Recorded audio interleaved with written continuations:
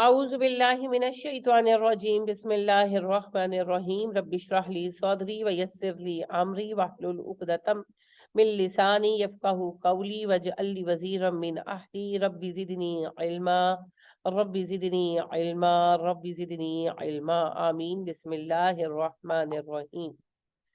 السلام علیکم ورحمۃ اللہ وبرکاتہ۔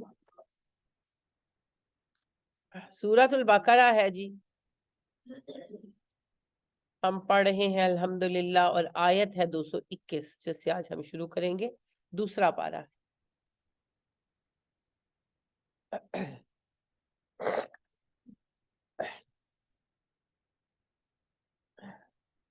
وَلَا تَنْكِحُوا الْمُشْرِكَاتِ حَتَّى يُؤْمِنْ، جب تک مشرکہ عورتیں ایمان نہ لے آئیں تم ان سے نکاح مت کرو۔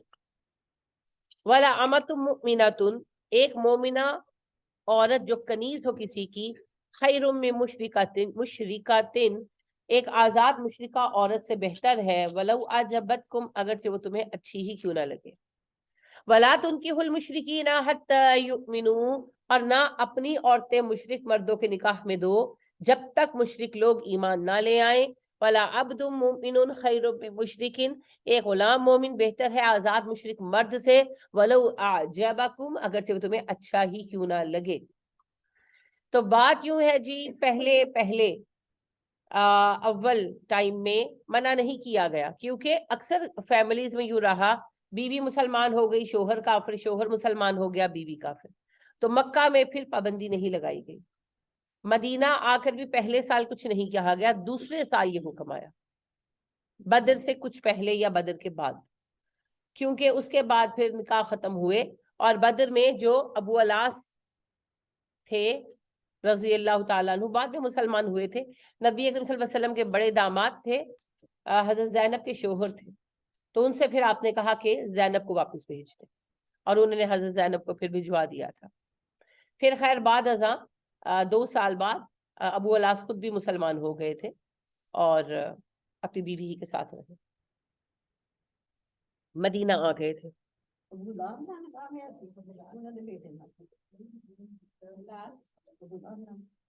جی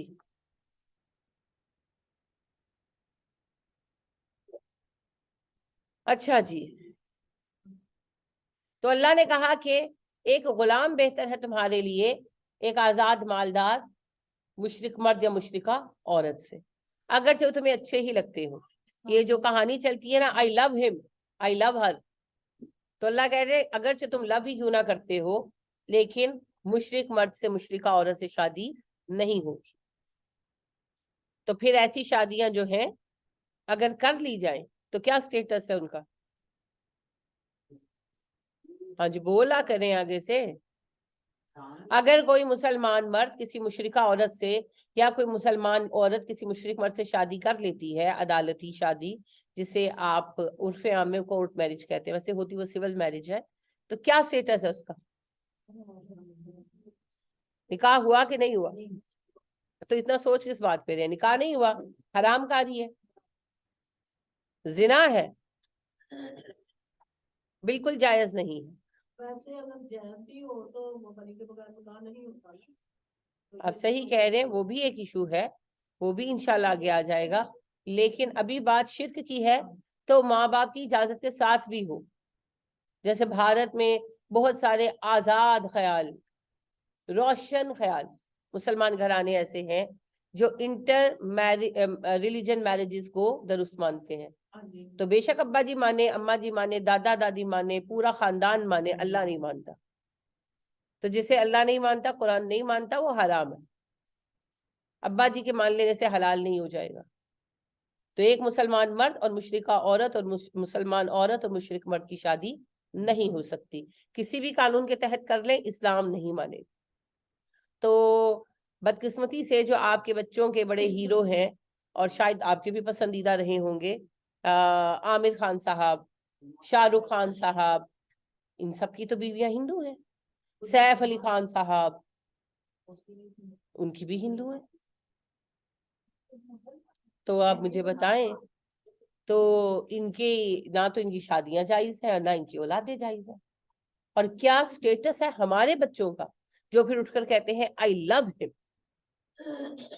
ایک زانی سے، بد کردار جسم فروش سے محبت ہے، تو ایمان کے لیول چیک کریں. اور ہمارے اوپر افسوس ہے، اہل کتاب سے جائز ہے نکاح. جی اہل کتاب سے جائز ہے، اور ابھی تو ہم مشرکوں کی بات کر رہے ہیں نا. جی جی بالکل آپ نے صحیح فرمایا، اہل کتاب سے جائز ہے. تو یہ بڑے لمحہ فکریہ ہے جی. تو آج کل کر لیتے ہیں لڑکے باہر جاتے جگہ وغیرہ مسلمان ہے لیکن دوسری ان کی کر لیتے شادی. ابھی ہم صرف مشرکوں کی بات کر رہے ہیں، ٹھیک ہے، یعنی کہ بت پرستوں کی، ان سے شادی نہیں ہوگی. ٹھیک ہو گیا. اولئک یدعون الی النار، وہ آپ کو وہ تم لوگوں کو جہنم کی طرف بلاتے ہیں. واللہ یدعو الی الجنۃ والمغفرۃ باذنہ، ہاں اللہ تمہیں بلاتا ہے جنت اور مغفرت کی طرف اپنے حکم سے. ویبین آیاتہ للناس، وہ واضح کرتا ہے اپنی آیتیں انسانوں کے لیے. لعلہم یتذکرون، کہ وہ نصیحت قبول کریں. آپا پوچھ رہی ہیں کہ جو اہل کتاب کے ساتھ شادی کر لیتے ہیں عیسائیوں وغیرہ کے ساتھ، تو دیکھیں جی بات یہ ہے کہ مشرکین کے ساتھ شادی نہیں ہوگی، لیکن مسلمان مرد اہل کتاب عورت یعنی یہودی یا عیسائی عورت کے ساتھ شادی کر سکتا ہے، بشرطے کہ وہ پاک دامن ہو. یہ مائدہ میں آپ پڑھیں گے انشاءاللہ، سورہ مائدہ میں. لیکن مسلمان عورت اہل کتاب مرد سے شادی نہیں کر سکتی. وَيَسْأَلُونَكَ عَنِ الْمَحِيضِ، وہ آپ سے سوال کرتے ہیں حیض کے احکامات کے بارے میں. قُلْ هُوَ أَذًى، انہیں کہیے وہ تکلیف دہ چیز ہے. فَاعْتَزِلُوا النِّسَاءَ فِي الْمَحِيضِ، لہٰذا حالت حیض میں عورتوں سے الگ رہو. وَلَا تَقْرَبُوهُنَّ حَتَّى يَطْهُرْنَ، اور ان کے پاس مت جاؤ جب تک وہ پاک نہ ہو جائیں. فَإِذَا تَطَهَّرْنَ فَأْتُوهُنَّ مِنْ حَيْثُ أَمَرَكُمُ اللَّهُ، جب وہ پاک ہو جائے تو ان کے پاس آؤ جیسے اللہ نے تمہیں حکم دیا ہے. یعنی کہ نارمل سیکس ہوگا، اینل سیکس جو ہے غیر فطری طریقے سے ریلیشن کرنا جو ہے حرام ہے. ان اللہ یحب التوابین ویحب المتطہرین، اللہ محبت رکھتا ہے توبہ کرنے والے سے، پاک رہنے والوں سے. تو حیض کے احکامات جب قرآن میں پوچھے گئے تو اللہ نے صرف مباشرت کے بارے میں بتایا. نبی کریم صلی اللہ علیہ وسلم نے کیا بتایا؟ اما عائشہ کہتی ہیں آپ نے ہمیں منع کیا طواف کرنے سے کعبہ کا، نماز پڑھنے سے، روزہ رکھنے سے اور فزیکل ریلیشن سے، بس.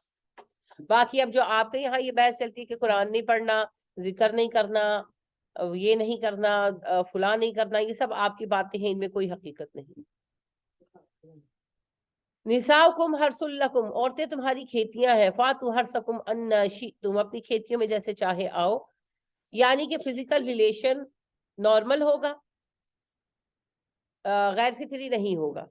لیکن فطری نارمل فزیکل ریلیشن میں میاں بیوی کس طرح اپنے آپ کو کمفرٹیبل کرتے ہیں یا پوزیشنز ہیں کیسے لیتے ہیں، وہ ان لوگوں کے مابین ہے.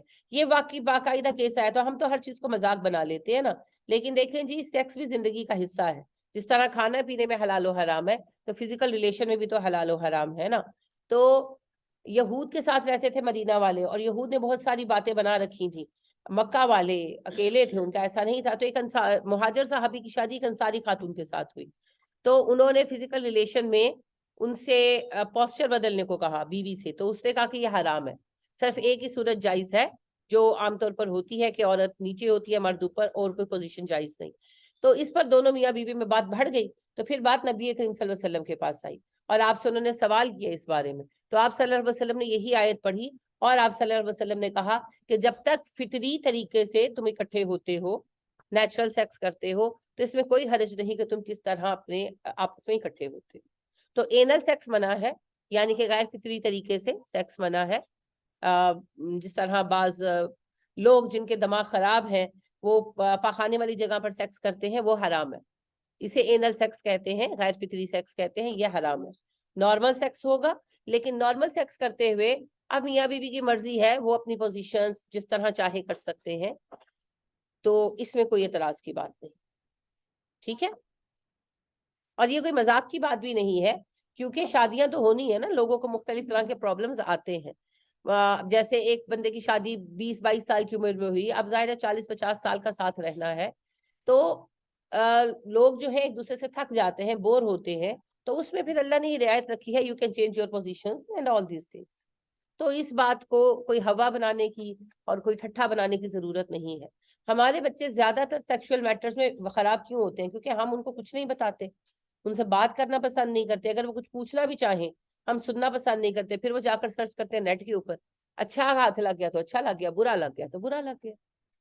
तो बेसिक जो एजुकेशन है वो आपको देनी चाहिए। इससे मुराद ये नहीं है कि जैसे यूरोप में हो रहा है कि 5वीं क्लास के बच्चे को बिठा के सेक्स पढ़ाओ, नहीं। जब बच्चा बालिग हो जाए तो फिर उसको कोई प्रॉपर किताब प्रोवाइड करें या कोई प्रॉपर उसके मुताबिक लेक्चर प्रोवाइड करें, हलाल क्या है, हराम क्या है, अपने आप को कैसे संभालना है, ताकि बच्चों को प्रॉपर गाइडेंस मिल जाए। फिर बाज़ औक़ात कुछ क्वेश्चंस बच्चों के जहन में आते हैं, कुछ वो पूछना चाहते हैं, तो उनकी बात सुने। आप नहीं सुनेंगे तो फिर वो जाकर किसी फ्रेंड से बात करेगा या नेट पर सर्च करेगा, तो उल्टा सीधा सीखेगा। तो आप खुद बेटियों को माँ सिखा दे, बेटों को बाप बता दे, वैसे तो माँ भी बता सकती है। तो ये कोई ऐसे इश्यूज नहीं, हम इनको अजीबोगरीब रंग देते हैं। वक़द्दिमू लिअन्फुसिकुम, और अपने नफ्सों के लिए आगे भेजो। क्या भेजो जी? आगे नहीं, औलादे हासिल करो। वत्तकुल्लाह, अल्लाह से डरो। वालमू, जान लो, अन्नकुम मुलाकुहु, तुम उससे मिलने वाले हो। मियाँ बीवी जब इकट्ठे होते हैं तो अकेले होते हैं ना, कोई थर्ड पार्टी तो पास मौजूद नहीं होती कि हलालो हराम से रोके। और जाहिर है बीवियां बहुत दफा मजबूर भी होती हैं। एक खातून ने मुझे बताया कि सारी उम्र उनके मियाँ उनके साथ जबरन जो है वो गैर फितरी सेक्स करते रहे। तो अब इस तरह की कई चीजें होती हैं लोगों के साथ। तो मियाँ बीवी अकेले हैं और शोहर को एक जो है बर्तरी हासिल है, फिजिकली वो पावरफुल भी है। तो फिर अल्लाह कह रहे हैं कि तुम तन्हा हो लेकिन अल्लाह से डरो, क्योंकि अल्लाह को तो जवाब देना है। दुनिया से छुपा लोगे, औरत घर बचाने की खातिर चुप कर जाएगी, लेकिन एक दिन तो अल्लाह के सामने आना है ना, जवाब देना है। तो लिहाजा तन्हाइयों में भी अल्लाह से डरो, और जिस काम को हराम करार दिया गया है वो मत करो। वबश्शिरिल मुमिनीन, मोमिनों के लिए खुशखबरियां हैं।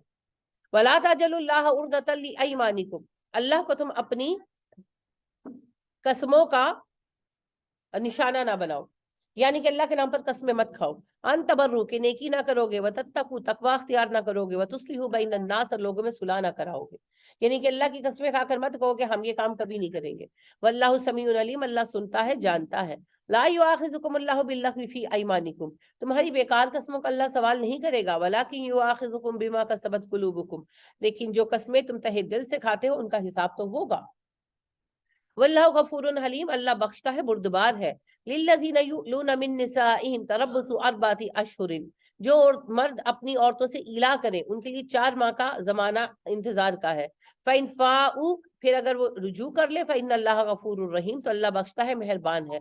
वइन अज़मुत तलाक़, अगर वो तलाक का फैसला करे, फ़इन्न अल्लाह समीउन अलीम, अल्लाह सुनता है, अल्लाह जानता है। इला कहते हैं जी कसम खाने को, यूलूना आपने पढ़ा ना ऊपर, ठीक है। इला कसम खाने को कहते हैं। तो अरबों में तलाक की एक तो वही शक्ल थी जो हमारे यहाँ है, और एक उसमें भी खराबी ये थी कि तलाकों की कोई तादाद नहीं थी, जब चाहते तलाक देते, जब चाहे रुजू करते। उसको अल्लाह ने पाबंद किया 3 तलाकों के साथ। एक और मोड ऑफ तलाक उनका ये था कि इला करते थे। इला का मतलब होता था कसम खाना, मैं कसम खाता हूं तो मुझ पर हराम है, कसम खा ली। अब वो बीवी के पास नहीं जाते थे कि जी हमने तो कसम खा ली, हम पर हराम है, मगर तलाक भी नहीं हुई होती थी। तो वो बेचारी ना कहीं शादी कर सकती थी और ना मुतल्लिका होती थी, वो लटकी रहती थी। तो तंग करना चाहते ना किसी को, तो फिर ऐसी हरकतें करती। तो अल्लाह ने कहा कि इला का हुक्म ये है कि 4 महीने हैं, 4 महीनों में फैसला कर ले शोहर, रखना है रख ले, रुजू कर ले, नहीं रखना तलाक दे दे। अच्छा, इला से तलाक ऑटोमेटिकली नहीं होगी, 4 महीने के बाद फैसला करें। 4 महीने के बाद अभी अगर शोहर उसी तरह रह रहा है तो फिर अदालत फैसला कराएगी कि भाई या तो रखो या तलाक दो। ठीक, लंबा अरसा ये तमाशे नहीं चल सकते। अल्लाह कहते हैं अगर तलाक ही का अज़म कर लिया तो मुझे पता है। वल मुतल्लकातु यतरब्बस्न बिअनफुसिहिन्ना सलासता कुरू, जिन औरतों को तलाक हो जाए वो अपने आप को 3 हैज या 3 तोहर तक रोके। इस्लाम में तो तलाक का तरीका हैज के साथ जुड़ा हुआ है। नबी करीम सल्लल्लाहु अलैहि वसल्लम ने फरमाया कि अगर बीवी को तलाक देनी है तो जिस तुहर में फिजिकल रिलेशन कर चुके हो उसमें तलाक नहीं दोगे, वो तुहर गुजरने दो, हैज आए, औरत हैज से पाक हो जाए, अब नया तोहर शुरू हुआ, फिजिकल रिलेशन मत करो और तलाक अनाउंस करो। तो जाहिर बात है 15-20 दिन का गैप पड़ जाएगा, तो वो काफी है अरसा सोचने के लिए कि तलाक देनी है कि नहीं देनी। हमारे यहाँ तो तलाक के गुस्से में दी जाती है ना, झगड़ा हुआ तो तलाक तलाक तलाक। इस्लाम में तलाक कोई जज्बाती फैसला नहीं है, मसाइल का हल है, बहुत सोच समझ कर उठाया गया कदम। तो लिहाजा ठंडे दिल के साथ फैसला कर लें कि तलाक देनी भी है कि नहीं देनी। अब अगर फैसला कर लिया और तलाक दी तो तोहर का आगाज है जाहिर है इस्लामी कानून के मुताबिक। تو پھر 3 طہور انتظار کیا جائے گا. ٹھیک ہے نا. اب مسئلہ کیا ہے, ہمارے یہاں تو یہ کوئی حساب کتاب ہے نہیں, تو پھر ہم 3 مہینے کاؤنٹ کرتے ہیں, کیونکہ ہمارے یہاں تو کوئی, میں نے کسی کو نہیں دیکھا کہ اس نے طہر کا حساب رکھ کے طلاق دی. وَلَا يَحِلُّ لَهُنَّ أَن يَكْتُمْنَ مَا خَلَقَ اللَّهُ فِي أَرْحَامِهِنَّ, ان عورتوں کے لیے حلال نہیں کہ وہ چھپائیں اللہ نے جو ان کے پیٹوں میں پیدا کیا ہے اسے. ان كُنَّ يُؤْمِنَّ بِاللَّهِ وَالْيَوْمِ الْآخِرِ, اگر وہ اللہ پر اور آخرت کے دن پر یقین رکھتی ہیں, یعنی کہ اگر حیض ہے, حمل ہے انہیں, تو وہ چھپائیں مت. ہو سکتا ہے بہت ابتدائی مراحل پر ہو, تو ایسا ہے تو چھپائیں مت. 3 مہینے بہت ہے, کتنا ہی ابتدائی ہو پتہ چل جاتا ہے نا, تو اگر پتہ چل گیا تو مت چھپائیں. وَبُعُولَتُهُنَّ أَحَقُّ بِرَدِّهِنَّ فِي ذَلِكَ إِنْ أَرَادُوا إِصْلَاحًا, اس رجوع کے عرصے میں ان کے شوہر انہیں لوٹا لے جانے کے پورے حقدار ہیں اگر وہ اصلاح چاہیں. یعنی شوہر رجوع کر سکتا ہے, اگر بیوی کی رضامندی نہ بھی ہو تو عدت کے دوران شوہر کا ہی فیصلہ چلے گا. ایکچولی فرق یہاں پر ہے جو ہم نہیں جانتے, کہ طلاق دینے سے نافذ نہیں ہوتی, طلاق عدت کے ختم ہونے سے نافذ ہوتی ہے. جب تک عدت ہے تب تک اصل میں ابھی نکاح باقی ہے. ٹھیک ہے.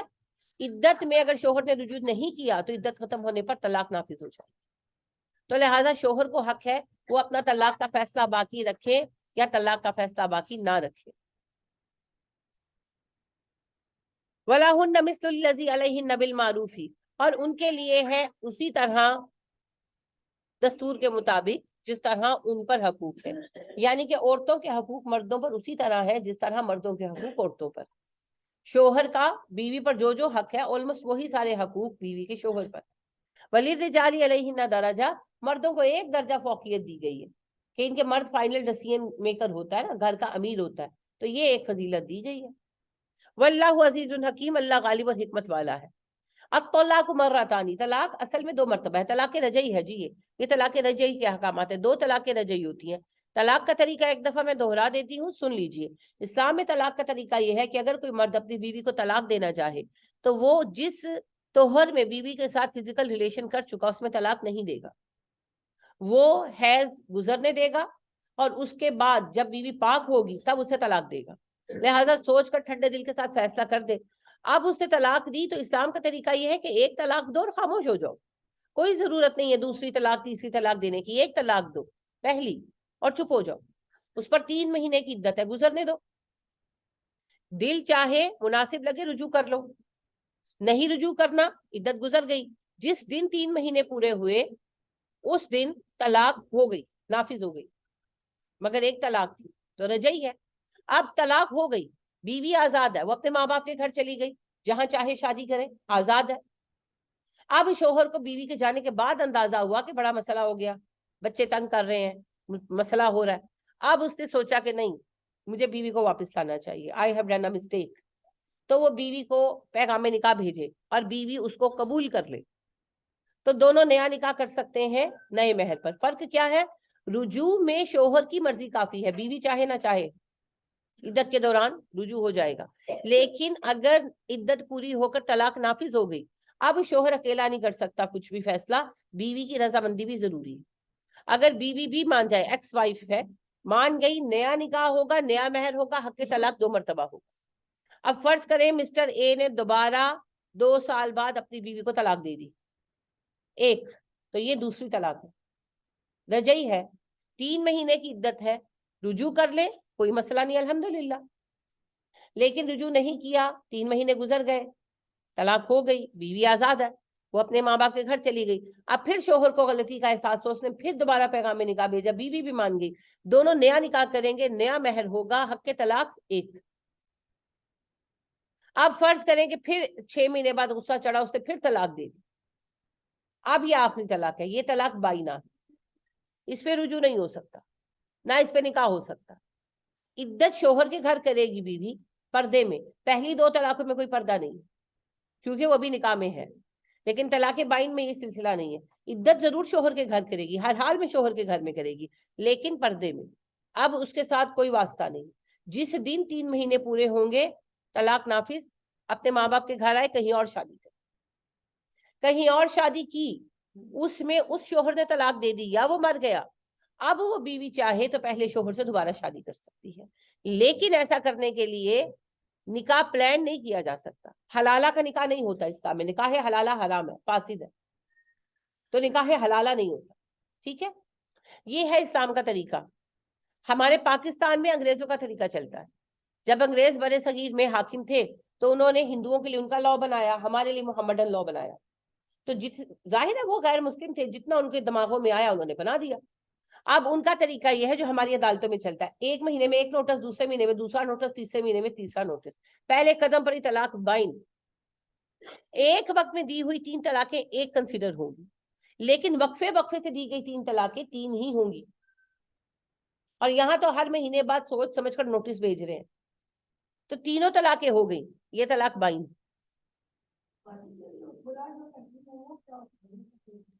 خلا رجعی ہوتی ہے جی، خلا کے بائن ہونے کا کوئی سبب نہیں ہے.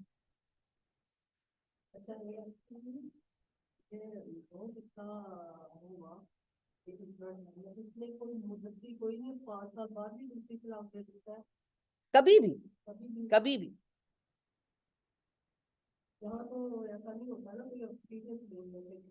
نہیں جی، یہاں پر برے صغیر میں تصور ہی نہیں ہے.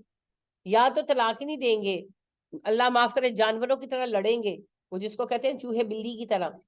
گھر ٹام اینڈ جیری بنا ہوگا لیکن رہیں گے اکٹھے. اور یا پھر یہ ہے کہ طلاق دینے پہ آئیں گے تو طلاق طلاق طلاق طلاق، چلو جاؤ ویلے فارغ. دونوں ہی غلط ہے باتیں.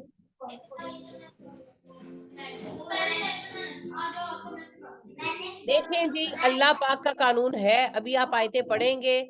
اگر عورت نکل گئی تو وہ گنہگار ہے، اور مرد نے نکال دیا تو وہ گنہگار ہے. ویسے زیادہ تر تو میں نے یہ دیکھا ہے، زیادہ تر کہ عورتوں کے ماں باپ آ کے اٹھا کے لے جاتے ہیں اور پھر ملنے بھی نہیں دیتے شوہروں کو. جب تک طلاق ہو نہیں نہ جاتی اماں ابا کو ٹھنڈ نہیں پڑتی، اور جب طلاق ہو جاتی ہے پھر وہی اماں ابا آنسو بہاتے پھرتے ہیں مینڈکوں مگر مچھ والے سورے.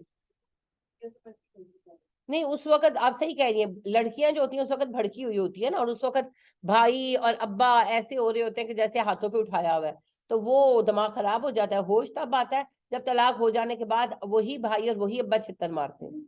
تو زیادہ تر جگہوں پر جو ہے قصور لڑکی والوں کا ہوتا ہے. ہاں، بعض جگہوں پر لڑکے والے بھی ظالم ہوتے ہیں. بہرحال کسی کے لیے معافی نہیں ہے جی، اللہ کا قانون سب کے لیے برابر ہے. اللہ نے کہا متعلقہ عورتیں نہ خود گھر چھوڑ کر جائیں اور نہ تم ان کو نکالو. تو اگر عورت گھر چھوڑ کر گئی تو وہ گنہگار ہے عدت کے دوران، اور اگر شوہر نے نکال دیا، ساس نے نکال دیا، جس نے نکالا اپنے حصے کا جہنم کاٹے گا. معافی کسی کے لیے نہیں. ٹھیک ہے، یعنی نہیں، نکاح کس سے نہیں ہوتا، یہ سوال واضح نہیں ہے. نہیں، رجعی ہے، اگر عورت چاہے تو ہو سکتا ہے. رجعی کا مطلب وہ ہوتا ہے جس میں ممنوع نہیں ہوتی طلاق، سوری، دوبارہ نکاح کرنا منع نہیں ہوتا. تو خلا رجعی طلاق ہے، بائن نہیں ہے. لیکن ظاہری بات ہے عورت کی رضامندی کے بغیر تو ویسے بھی نہیں ہو سکتا. ایون طلاق میں بھی، رجعی طلاق میں بھی جب طلاق ہو گئی تو شوہر بیوی کو پیغام ہی دے سکتا ہے، اگر وہ مانے گی تو ہوگا. تو خلا جو ہے یہ رجعی ہے، اس میں دوبارہ میاں بیوی نکاح کر سکتے.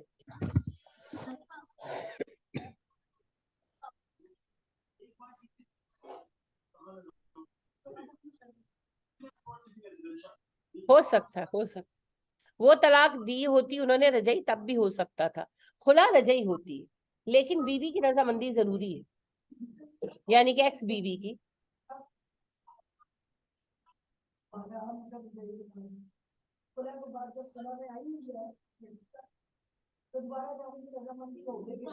تو نکاح کو ہوگا. حق طلاق کتنی بار ہوگا؟ جی، کیونکہ رجعی طلاق میں اس لیے کم ہوتی ہے کاؤنٹنگ کیونکہ مرد اپنا حق استعمال کر چکا. خلا کا حق تو عورت نے استعمال کیا ہے، مرد نے تو استعمال ہی نہیں کیا. لہٰذا بیوی کا حق خلا ختم، اس لے چکی ہے نا. آپ ٹھنڈ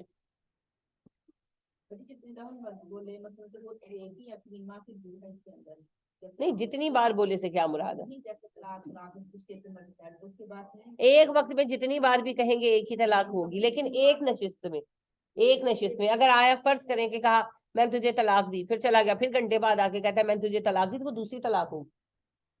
ایک وقت میں 1000 دفعہ بھی وہ کہتے ہیں طلاق طلاق طلاق طلاق طلاق، تو وہ ایک ہی کاؤنٹ ہوگی. لیکن ایک وقت میں جی جی تو یہ ہے طلاق کا اصل طریقہ جو اسلام نے انٹروڈیوس کرایا ہے۔ آپ کے آج کے محمدن لاء میں جو لاء ہم پڑھتے ہیں اس میں طلاق کے 3 طریقے بیان کیے گئے ہیں۔ ایک ہے طلاق احسن، وہ یہی طریقہ ہے جو اسلام کا اصل طریقہ ہے۔ پھر ہے جی طلاق حسن۔ طلاق حسن وہ طریقہ جو عدد عدالتوں میں رائج ہے کہ 1 مہینے ایک طلاق دو، پھر 1 مہینے اگلی طلاق دو، پھر تیسرے مہینے تیسری طلاق دو۔ حالانکہ اسلام کا طریقہ ہے نہیں، مگر وہ کہتے ہیں یہ حسن ہے کہ ٹھیک ہے۔ اور پھر طلاق بدعہ کہ ایک وقت میں ساری طلاقیں دے دو۔ تو چونکہ حنفی لاء پریویل کرتا ہے آپ کے یہاں، تو اس لیے پاکستان میں جو عدالت ہے وہ یہ مانتی ہے کہ ایک وقت میں دی گئی 3 طلاقیں 3 ہوں گی، حالانکہ نبی صلی اللہ علیہ وسلم نے ایک وقت میں دی گئی 3 طلاقوں کو ایک قرار دیا۔ ٹھیک ہے، تو بہرحال یہ طلاق کے طریقے ہیں، اور اصل طلاق کا طریقہ وہی ہے جو میں نے آپ سے ڈسکس کیا۔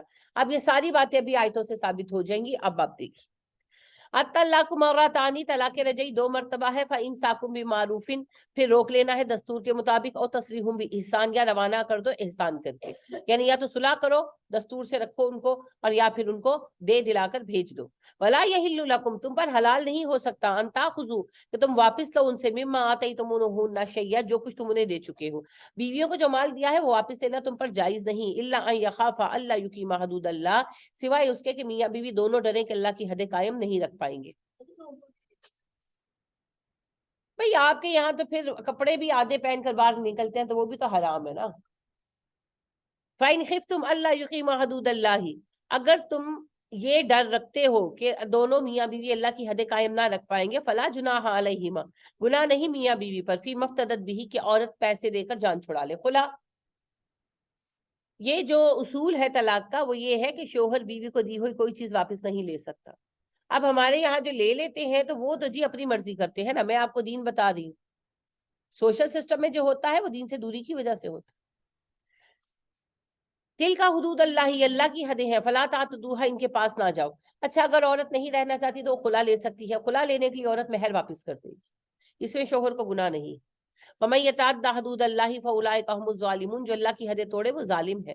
فَإِن طَلَّقَهَا، پھر اگر طلاق دے دو تم اسے، فَلَا تَحِلُّ لَهُ، وہ جائز نہیں تم پر، من بعد، اس کے بعد، حَتَّىٰ تَنكِحَ زَوْجًا غَيْرَهُ، یہاں تک وہ دوسرے شوہر سے نکاح نہ کر لے۔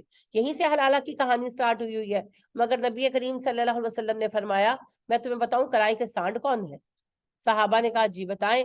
آپ نے کہا حلالہ کرنے والے، اور آپ نے کہا لعنت ہے حلالہ کرنے والوں پر، حلالہ کروانے والوں پر، اور ان پر جو جن کے لیے حلالہ کیا جائے۔ تو حلالہ حرام ہے جی، اور آپ نے یہ بھی کہا کہ نکاح حلالہ فاسد ہے، یعنی کہ ہوتا ہی نہیں ہے۔ تو جب نکاح ہی نہیں ہوا حلالہ کا تو اس بندے کے ساتھ رہنا زنا ہے۔ جب نکاح ہوا نہیں تو پھر پہلے شوہر کے ساتھ واپس شادی کرنا بھی زنا ہے، شادی نہیں ہونی۔ یہ نیچرل ہے، طلاق ہوئی، اب ظاہر ہے عورت جنگ ہے، کہیں شادی کی اس نے، اب وہ شادی اس کی ناکام ہو گئی یا وہ شوہر مر گیا، تو اب آٹومیٹیکلی ایسا ہونے سے یہ حق پیدا ہوا، پہلا شوہر اب اجنبی ہو گیا نا، کیونکہ وہ کسی اور کے نکاح میں تھی۔ اب اگر وہ اسے پیغام نکاح دے اور وہ قبول کر لے تو وہ شادی کر سکتی ہے، لیکن نکاح حلالہ اٹس سیلف حرام کاری، اس کی کوئی حقیقت نہیں۔ فَإِن طَلَّقَهَا فَلَا جُنَاحَ عَلَيْهِمَا أَن يَتَرَاجَعَا إِن ظَنَّا أَن يُقِيمَا حُدُودَ اللَّهِ، اگر دوسرا شوہر بیوی کو طلاق دے دے تو کوئی گناہ نہیں ہے پہلے شوہر میں اور اس عورت میں کہ وہ پھر اکٹھے ہو جائیں، اگر انہیں یقین ہو جائے کہ وہ اللہ کی حدیں قائم رکھ سکتے ہیں۔ وَتِلْكَ حُدُودُ اللَّهِ، یہ اللہ کی حدیں ہیں، يُبَيِّنُهَا لِقَوْمٍ يَعْلَمُونَ، ان لوگوں کے لیے بیان کرتا ہے اللہ جو علم والے ہیں۔ وَإِذَا طَلَّقْتُمُ النِّسَاءَ، جب عورتوں کو طلاق دے دو، فَبَلَغْنَ أَجَلَهُنَّ، اور ان کی طلاق کی مدت پوری ہو جائے، فَأَمْسِكُوهُنَّ بِمَعْرُوفٍ، تو انہیں روکو دستور کے مطابق، أَوْ سَرِّحُوهُنَّ بِمَعْرُوف، یا پھر رخصت کر دو انہیں اچھے طریقے کے ساتھ۔ یعنی عورتوں کو جب طلاق دو رجعی تو 2 راستے ہیں، یا تو رجوع کرو عدت کے دوران، نہیں تو پھر ان کو بھیج دو۔ وَلَا تُمْسِكُوهُنَّ ضِرَارًا لِتَعْتَدُوا، زیادتی کرنے کے لیے مت روکو انہیں کہ نقصان پہنچاؤ، یعنی اللہ کہہ دیں کہ روکنا ہے بیویوں کو، رجوع کرنا ہے تو انہیں بسانے کے لیے کرنا ہے، ستانے کے لیے نہیں کرنا کہ کسی بات کا غصہ نکالنا ہے تو رکھ لیا۔ وَمَن يَفْعَلْ ذَلِكَ فَقَدْ ظَلَمَ نَفْسَهُ، جو ایسا کرے گا وہ اپنے اوپر ظلم کرے گا۔ وَلَا تَتَّخِذُوا آيَاتِ اللَّهِ هُزُوًا، اللہ کی آیتوں کا مذاق مت بناؤ۔ وَاذْكُرُوا نِعْمَتَ اللَّهِ عَلَيْكُمْ، اللہ کی نعمت یاد کرو جو تم پر ہوئی۔ وَمَا أَنزَلَ عَلَيْكُم مِّنَ الْكِتَابِ وَالْحِكْمَةِ يَعِظُكُم بِهِ، اور یاد کرو وہ جو تعالیٰ تم پر کتاب میں سے جس میں حکمت ہے، اسی کتاب کے ذریعے وہ نصیحت کر رہا ہے تمہیں۔ वत्तकुल्लाह वालमू अन्नल्लाह बिकुल्लि शैइन अलीम, अल्लाह से डरो, बेशक अल्लाह हर चीज को जानता है। फैज़ा तल्लक़्तुमुन निसा, जब तुम औरतों को तलाक दो, फबलगना अजलहुन्ना, उनकी इद्दत पूरी हो जाए, फला तादुलुहुन्ना, मत तुम रोको उन्हें, अन यनकिहना अज़वाजहुन्ना, कि वो अपने शोहरों से दोबारा निकाह करें, इज़ा तरादौ बैनहुम बिल मारूफ, जब वो आपस में राजी हो। ये जी रजई तलाक की इद्दत खत्म होने के बाद निकाह के जवाज की आयत। अल्लाह कह रहे हैं जब कोई अपने शोहर को कोई शोहर अपनी बीवी को तलाक दे, इद्दत का जमाना पूरा हो गया, उसने रुजू नहीं किया, वापस आ गई तुम्हारी बेटी, अब अगर वो दोबारा निकाह करना चाहते हैं उन्हें मत रोको। ज़ालिका युअज़ु बिही, ये नसीहत तुम में से उन मर्दों के लिए है, मन काना मिनकुम युमिनु बिल्लाहि वल यौमिल आखिर, जो तुम में से अल्लाह पर और आखिरत पर ईमान रखते हैं। ज़ालिकुम अज़का लकुम व अत्हर, तुम्हारे लिए ये तरीका ज्यादा पाकीज़ा और सुथरा है। वल्लाहु यअलमु व अंतुम ला तालमून, अल्लाह जानता है तुम नहीं जानते। अंसारी साहबी है, वो बयान करते हैं, वो कहते हैं कि मेरी बहन की शादी मैंने एक मुहाजिर के साथ की, तो उन्होंने मेरी बहन को तलाक दे दी और इद्दत पूरी करके मेरी बहन वापस आ गई। तो 1-1.5 माह बाद फिर आए और मुझे कहने लगे कि मैं दोबारा निकाह करना चाहता हूँ आपकी बहन से। तो कहते मुझे गुस्सा आ गया, मैंने कहा कि मैंने तुम्हें इज्जत दी और तुमने मेरी बहन को तलाक देकर मुझे रुस्वा किया, अब तो अल्लाह की कसम मैं तुमसे उससे नहीं ब्याह होऊंगा।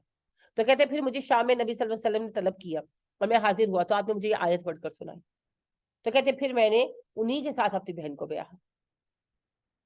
तो ये खास इसी बात का हुक्म, लेकिन ये हुक्म वो मानेगा ना जो अल्लाह पर और आखिरत पर ईमान रखता हो। हम तो कुरान को देखते हैं फिर हम कहते हैं नहीं जी हनफिया चंज नहीं होता। वल वालिदातु युर्दीना औलादहुन्ना, और माएं दूध पिलाएं अपनी औलाद को, हौलैनि कामिलैन 2 साल तक, लिमन अरादा वो बंदा जो पूरा करना चाहे, अयुतिमा रदा रज़ात के जमाने को, जो रिजात का जमाना पूरा करना चाहे वो 2 साल पूरे दूध पिलाए। 2 साल जी, 2 साल से ज्यादा नहीं। अगर किसी ने 2 साल से ज्यादा दूध पिलाया तो उससे रजात नहीं बनेगी।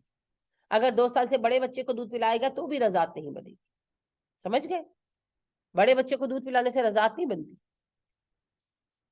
वअलल मौलूदी लहू रिज़्कुहुन्ना व किस्वतुहुन्ना बिल मारूफ, बाप के जिम्मे है दूध पिलाने वाली औरत का खाना कपड़ा दस्तूर के मुताबिक।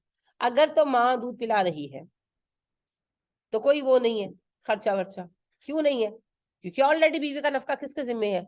शोहर के जिम्मे। अगर तलाक ले ली है और दूध पिलाने का फैसला किया कि हम पूरा कर लें जमाना, तो फिर जब तक दूध पिलाएगी माँ बच्चे को, शोहर जो एक्स है अब वो खर्चा देगा बीवी को। ठीक है? ला तुकल्लफु नफ्सुन इल्ला वुसअहा, किसी बंदे पर उसकी बर्दाश्त से ज्यादा बोझ नहीं डाला गया। ला तुदअर वालिदतुन बिवलदिहा, माँ को नुकसान ना पहुंचाया जाए बच्चे की वजह से, वला मौलूदुन लहू बिवलदिही, और ना बाप को नुकसान पहुंचाया जाए बच्चे की वजह से। यानी कि ना माँ को सताया जाए ना बाप को सताया जाए, सबके हक अदा किए जाएं। पालल वारिसी मिस्लु जालिक, और वारिस पर भी इसी के मुताबिक जिम्मेदारी है। यानी कि जो वारिस हो, अगर जिसका बच्चा है वो मर गया तो जो वारिस बना वो भी उसी तरह नानो नफका वगैरह पे करेगा। फाइन अरादा फिसालन अन तरादिम मिनहुमा व तशावुरिन, अगर बाहमी रजामंदी और मशवरे से दोनों बच्चे का दूध छुड़ाना चाहे, फला जुनाह अलैहिमा, कोई गुनाह नहीं। अगर रजात पूरी नहीं कराते, 2-4 माह में छुड़ा देते हैं तो कोई हर्ज नहीं। वइन अरदतुम अन तस्तारदिउ औलादकुम फला जुनाह अलैकुम, और अगर ये फैसला कर लो कि बच्चे को किसी और से दूध पिलवाना है, दाया रखनी है, कोई गुनाह नहीं। इज़ा सल्लमतुम मा आतैतुम बिल मारूफ, हाँ ये है कि जो जिसको बच्ची की दाया मुकर्रर किया है उसको उसका पैसे दे दो दस्तूर के मुताबिक, फ्री तो नहीं ना होती रज़ात, तो जो तय हुआ है वो अदा कर दो। वत्तकुल्लाह, अल्लाह से डरो, वालमु, जान लो, अन्नल्लाह बिमा तामलूना बसीर, अल्लाह तुम्हारे अमाल देख रहा है। वल्लज़ीना यतवफ़्फ़ौना मिनकुम, तुम में से जो लोग फोत कर दिए जाते हैं, वयज़रूना अज़वाजन यतरब्बसना बिअन्फुसिहिन्ना, और पीछे छोड़ जाते हैं वो अपनी बीवियां, तो वो रोके खुद को, अरबाता अशहुरिन व अशरा, भूल गई मैं, अपने आप को 4 माह 10 दिन तक के। ठीक है? जो बेवा हो जाए खवातीन, उनकी इद्दत है 4 महीने 10 दिन।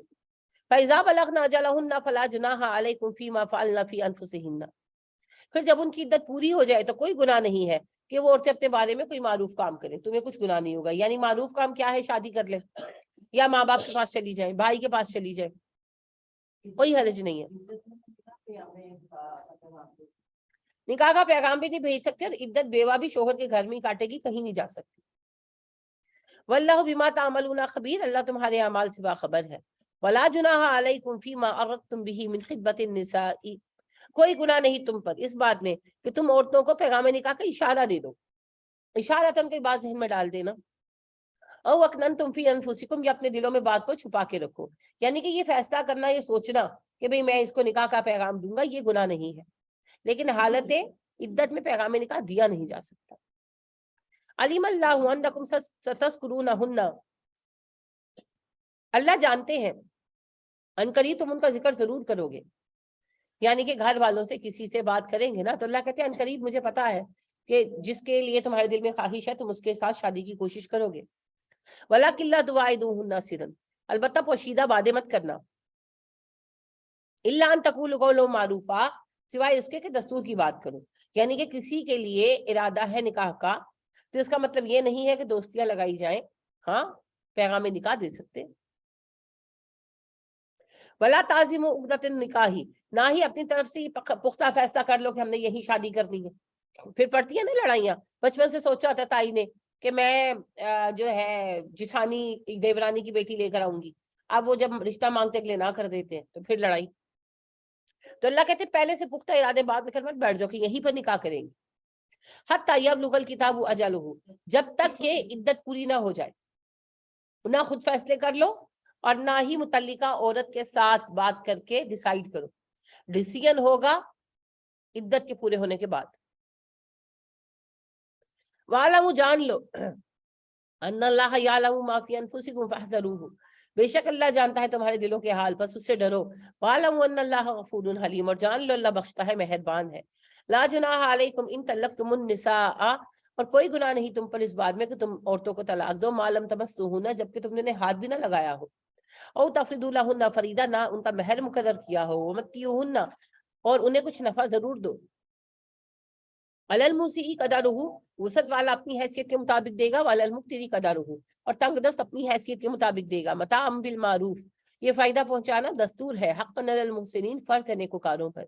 यानी किसी से निकाह किया, अभी फिजिकल रिलेशन नहीं हुआ, रुखसती नहीं हुई, वो अपने घर में है और महर भी अभी मुकर्रर नहीं हुआ था, ऐसे निकाह हो जाता है। बाज़ औक़ात ऐसा होता है कि महर की रकम डिसाइड नहीं हो रही होती तो उसको छोड़ दिया जाता है तकाजे पर कि गैर मुअय्यना महर के अगेंस्ट जो बीवी के साथ डिसाइड कर लिया जाएगा।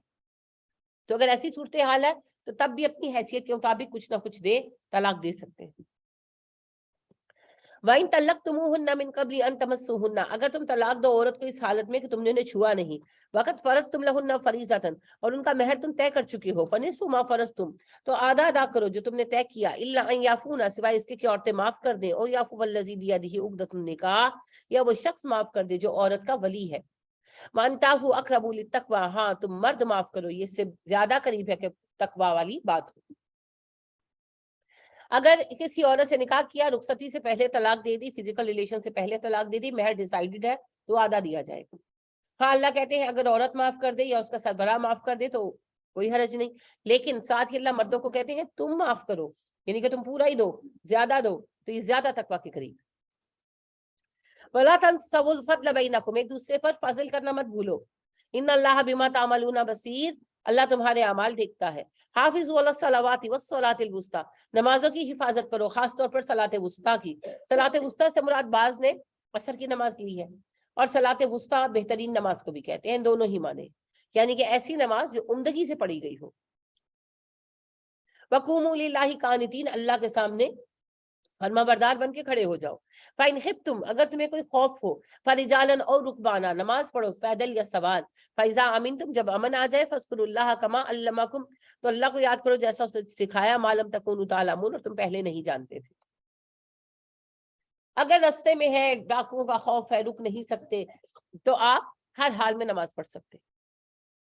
वसीयतन लि अज़वाजिहिम मताअन इलल हौली गैर इखराजिहिम वल्लज़ीना यतवफ़ौना मिनकुम, तुम में से जो मर्द मर जाएं, वयज़रूना अज़वाजन, बीवियां छोड़ जाएं, वसीयतन लि अज़वाजिहिम मताअन, तो बीवियों के लिए नफा पहुंचाने का, सामान का वसीयत कर जाएं, इलल हौली गैर इखराजिन, 1 साल तक के लिए बगैर निकाले, यानी जो मर्द मरेंगे वो अपनी बीवियों के लिए 1 साल की वसीयत कर जाएं, ना भी करें तब भी بیوہ کا اپنے شوہر کے گھر پر 1 سال تک حق ہے، سسرال والے نکال نہیں سکتے، خود جانا چاہے تو اور بات ہے۔ فَإِنْ خَرَجْنَا فَلَا جُنَاحَ عَلَيْكُمْ، اگر وہ خود نکل جائے تمہیں گناہ نہیں ہے، فِيمَا فَعَلْنَ فِي أَنفُسِهِنَّ مِن مَعْرُوف، اس میں جو انہوں نے اپنے لیے کیا دستور کے مطابق۔ واللہ عزیز حکیم، اللہ غالب اور حکمت والا ہے۔ کذالک یبین اللہ لکم آیاتہ لعلکم تعقلون، اللہ تم پر اپنے احکامات کھول رہا ہے تاکہ تم عقل کا استعمال کرو۔ الم تر الی الذین خرجوا من دیارہم، ان لوگوں کو دیکھا جو اپنے گھروں سے نکلے، وہم الوف، ہزاروں کی تعداد میں، حذر الموت، انہیں موت کا خوف تھا۔ فقال لهم اللہ موتوا، اللہ نے ان سے کہا مر جاؤ، ثم احیاہم، پھر انہیں زندہ کیا۔ ان اللہ لذو فضل علی الناس، اللہ انسانوں پر بڑے فضل والا ہے۔ ولکن اکثر الناس لا یشکرون، لیکن لوگوں کی اکثریت شکر گزار نہیں ہے۔ وقاتلوا فی سبیل اللہ، اللہ کی راہ میں جنگ کرو، واعلموا، جان لو، ان اللہ سمیع علیم، اللہ سنتا اور جانتا ہے۔ منزل الذی، اچھا یہ جی بنی اسرائیل کا واقعہ ہے، دانیال علیہ السلام کا زمانہ تھا بعض لوگوں کے مطابق، کیونکہ قرآن و حدیث میں تو نام نہیں آتا، تو ریت کا دعویٰ ہے کہ دانیال علیہ السلام کا واقعہ ہے، اللہ عالم، کہ ان پر ایمان نہیں لا رہے تھے لوگ، تو اللہ نے ان پر طاعون کی وبا اتاری۔ تو قوم کے لوگ کہنے لگے ہم جنگل میں چلے جائیں گے، سارے گھر بار چھوڑ کر جنگل میں چلے گئے، تو ساری قوم پر اکٹھی موت آ گئی، سب مر گئے۔ پھر دانیال علیہ السلام نے دعا کی تو دوبارہ اللہ نے زندگی دی، اور پھر انہوں نے ایمان بھی قبول کیا۔ شاید دانیال علیہ السلام، یقینی نہیں کہہ سکتے کیونکہ قرآن و حدیث میں نام نہیں آیا، تو ریت یہ بیان کرتی ہے، اللہ عالم صحیح ہے یا نہیں ہے، لیکن کسی ایک بنی اسرائیلی نبی کا واقعہ ہوا ضرور۔ من ذا الذی یقرض اللہ قرضا حسنا، کون ہے جو اللہ کو قرض حسنا دے، فیضاعفہ لہ اضعافا کثیرا، اور وہ اس کی طرف لوٹائے اسے کئی گنا کر کے۔ واللہ یقبض ویبسط، اللہ ہی تنگی دیتا ہے اور کشادگی بھی، پہلے ہی ترجعون، تم سب اسی کی طرف لوٹائے جاؤ گے۔ الم تر الی الملأ من بنی اسرائیل من بعد موسیٰ، تم نے بنی اسرائیل کے سرداروں کو دیکھا موسیٰ کے بعد، اذ قالوا لنبی لہم، جب انہوں نے اپنے نبی سے کہا ابعث لنا ملکا، ہمارے لیے ایک بادشاہ بنا دیجیے، نقاتل فی سبیل اللہ، تاکہ ہم اللہ کی راہ میں جنگ کریں۔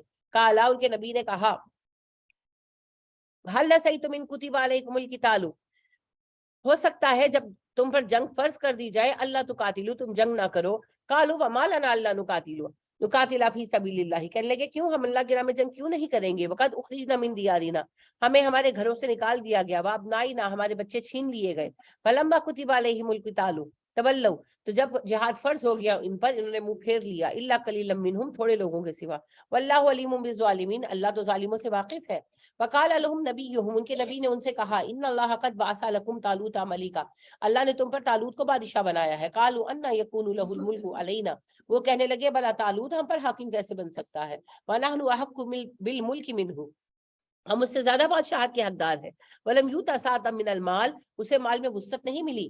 قال، ان کے نبی نے کہا ان اللہ اصطفاہ علیکم، اللہ نے چنا ہے اسے تم لوگوں پر، وزادہ بسطۃ فی العلم والجسم، اور اسے وسعت دی ہے علم میں اور جسمانی قوت میں۔ واللہ یؤتی ملکہ من یشاء، اللہ جسے چاہتا ہے بادشاہت دیتا ہے۔ واللہ واسع علیم، اللہ وسعت والا علم والا ہے۔ وقال لهم نبیہم، ان سے ان کے نبی نے کہا ان آیات ملکہ، اس کی بادشاہت کی نشانی ہے، ان یاتیکم التابوت فیہ سکینۃ من ربکم، کہ تمہارے پاس وہ تابوت آئے گا جس میں اللہ کی تسکین ہے، وبقیۃ مما ترک آل موسیٰ وآل ہارون، اور باقی ماندہ چیزیں ہیں اس میں موسیٰ اور ہارون کی چھوڑی ہوئی، تحملہ الملائکہ، فرشتے اسے لے آئیں گے، ان فی ذلک لآیات لکم ان کنتم مؤمنین، اس میں تمہارے لیے نشانی ہے اگر تم مومن ہو۔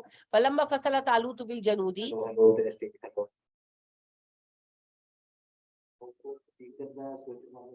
پھر جب طالوت اپنے لشکروں کو لے کر روانہ ہوئے، کالا، اس نے کہا ان اللہ مبتلیکم بنہر، اللہ تمہیں ایک نہر سے آزمائے گا، فمن شرب منہ فلیس منی، جو اس میں سے پانی پی لے گا وہ ہم میں سے نہیں ہوگا، ومن لم یطعمہ، جو نہیں پیے گا اس میں سے، فانہ منی، وہی میرا ساتھی ہوگا، الا من اقترف غرفۃ بیدہ، سوائے اس کے کہ کوئی ایک چلو پانی پی لے پیاس بجھانے کے لیے، فشربوا منہ الا قلیلا منہم، تھوڑے لوگوں کے سوا سب نے اس میں سے پیا۔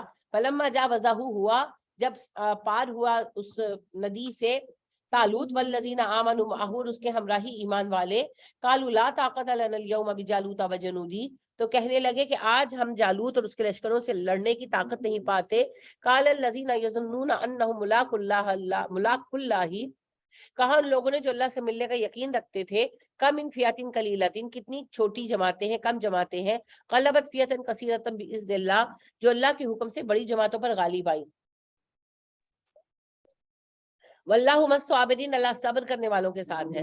ولما برزوا لجالوت وجنودہ، جب سامنے ہوئے جالوت اور اس کے لشکر کے ایمان والے، قالوا، انہوں نے دعا مانگی، ربنا افرغ علینا صبرا وثبت اقدامنا، اے اللہ ہم پر صبر نازل فرما اور ہمارے قدم مضبوط کر دے.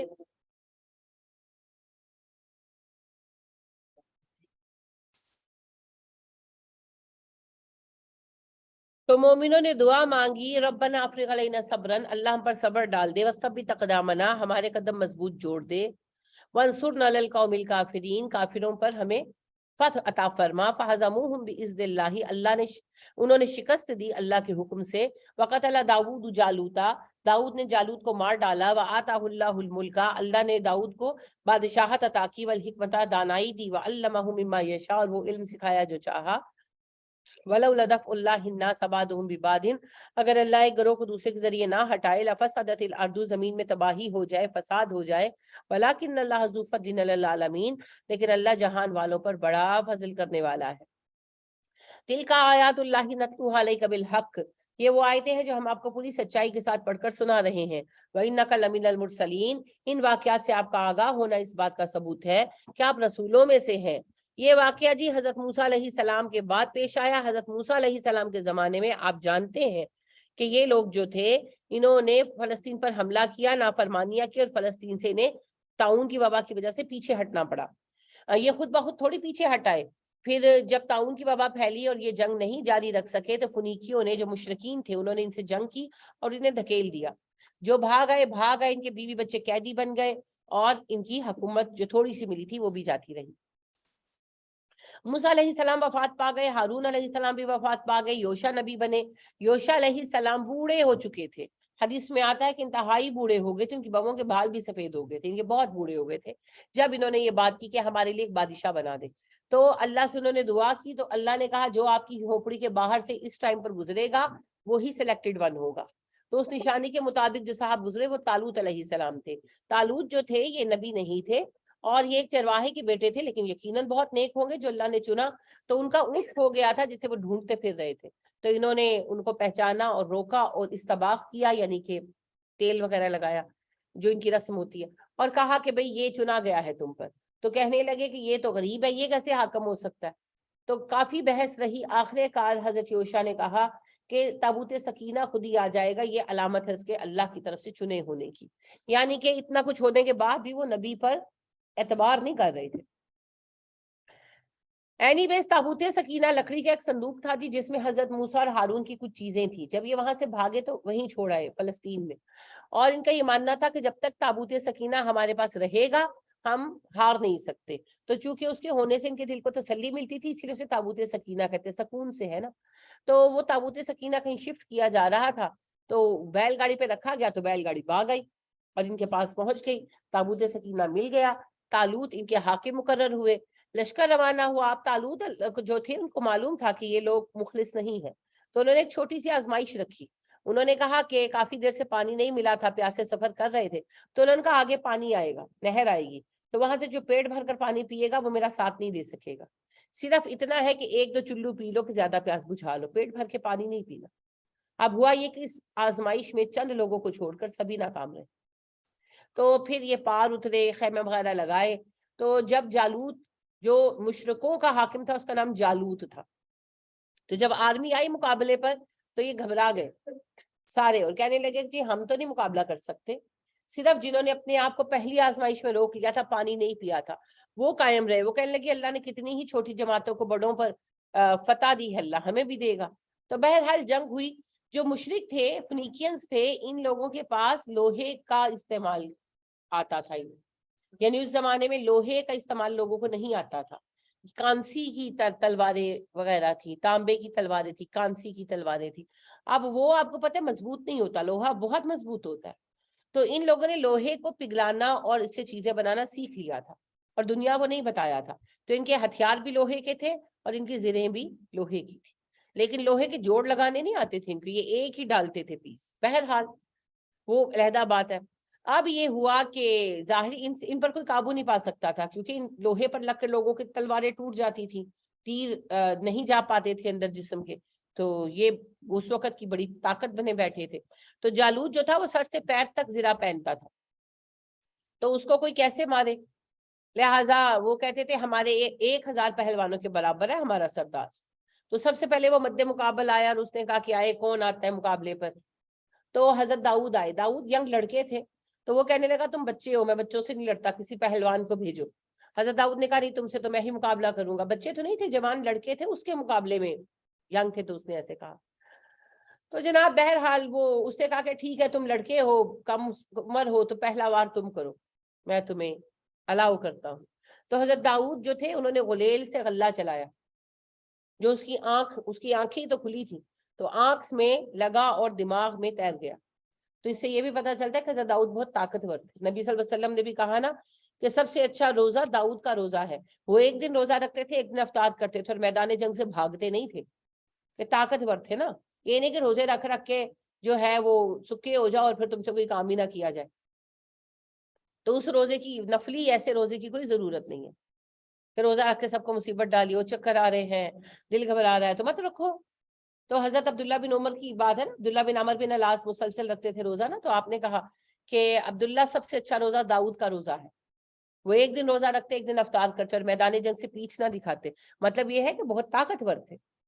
تو ان کا پھینکا ہوا غلہ جو ہے وہ آنکھ سے دماغ میں تیر گیا، اور ظاہر دماغ میں جب سوراخ ہو گیا تو گیا، مر گیا جالوت۔ اب اس کا بڑا ایفیکٹ آیا نا، شدید ایفیکٹ آیا بھائی، کہ 1000 پہلوانوں کے برابر ہمارا اتنا بڑا سردار، اور سر سے پیر تک لوہے میں، اور جو ہے ایک غلے سے مار ڈالا۔ ایسا ہی واقعہ جو ہے احد میں بھی ہوا تھا۔ ابن کرش جو تھا نا، اسے سر سے پیر تک زرہ پہن رکھی تھی، اور وہ آیا جب جنگ پیک پر تھی، کہنے لگا مسلمانوں میرے مقابلے پر آؤ، مجھے مارو، ہمت ہے تو سب آ جاؤ، میں سب کو اکٹھا نبیڑ لوں گا۔ تو زبیر بن العوام رضی اللہ تعالیٰ عنہ اس کے مقابلے آئے، اور اس وقت ان کے ہاتھ میں تلوار بھی نہیں تھی، وہ کسی کو دے چکے تھے۔ تلوار بڑا ہتھیار ہوتا تھا، نیزہ چھوٹا ہتھیار ہوتا تھا۔ تو ابن کرش نے پہلے حضرت زبیر بن العوام پر تلوار سے وار کیا، زبیر نے تلوار کا وار بچا لیا۔ اب اس زمانے میں 1 to 1 جو مقابلہ ہوتا تھا نا، اس میں دونوں کو باری ملتی تھی۔ اب حضرت زبیر کی باری تھی، ان کے ہاتھ میں برچھی تھی، اور مسئلہ وہی تھا، سر سے پیر تک وہ ہونٹ میں تھا، صرف آنکھیں ننگی تھی۔ تو انہوں نے سر کا نشانہ آنکھ کا نشانہ لے کر برچھی ماری، اور برچھی ہونٹ کو توڑ کر پیچھے سے نکل آئی۔ تو جب واپس کھینچی تو برچھی ٹیڑھی ہو گئی۔ تو نبی صلی اللہ علیہ وسلم جب جہاد کے لیے لوگوں کو ترغیب دلاتے تھے نا، تو برچھی سامنے رکھی جاتی تھی۔ تو ایسے تھے جی مسلمان، ایسے دبے ہوئے مرے ہوئے، ایک چوہا دیکھ کر بھاگ گئے، ایسے مسلمان نہیں ہوتے، معذرت کے ساتھ۔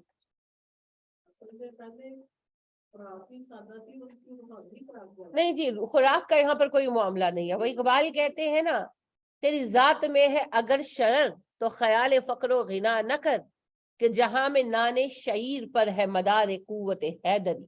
اب آپ کو نانے شعیر کا نہیں پتا ہوگا، سوکھی روٹی، جو کی سوکھی روٹی کھا کر حضرت علی کے اندر طاقت تھی۔ آپ دیکھیں غزوہ احد جب ہوا ہے، کیا تھا مسلمانوں کے پاس کھانے کے لیے؟ یہ وہ وقت تھا کہ نبی اکرم صلی اللہ علیہ وسلم خود 2 دن فاقہ کاٹتے تھے، کسی کے پاس کھانے کو کچھ نہیں تھا۔ تو لہٰذا یہ معاملہ کھانے کا نہیں تھا، یہ تھا روح کی غذا۔ اب مسئلہ یہ ہے، جسم تو پلے ہوئے ہیں، اور روح اتنی کمزور ہے کہ اے سی میں کھڑے ہو کر تراویح نہیں پڑھ پاتے، اور ان کی روحیں مضبوط تھیں، لہٰذا وہ کام کرتے تھے۔ ابھی بھی جن کی روحیں مضبوط ہیں وہ کرتی ہیں۔ دیکھیں جی، جس وقت 6 ستمبر کا مارکا پیش آیا 1965 میں، تو سب کو پتا ہے کہ پوری آرمی کو ایک بٹالین کے ساتھ روک کر رکھا تھا نا میجر عزیز بھٹی نے 3 دن تک۔ یہ مذاق نہیں ہے۔ آج تک لوگ حیران ہوتے کیسے ہوا، ایمان کی طاقت تھی اور کیا تھا۔ تو جہاں ایمان کی طاقت ہوگی وہاں کام ہوگا۔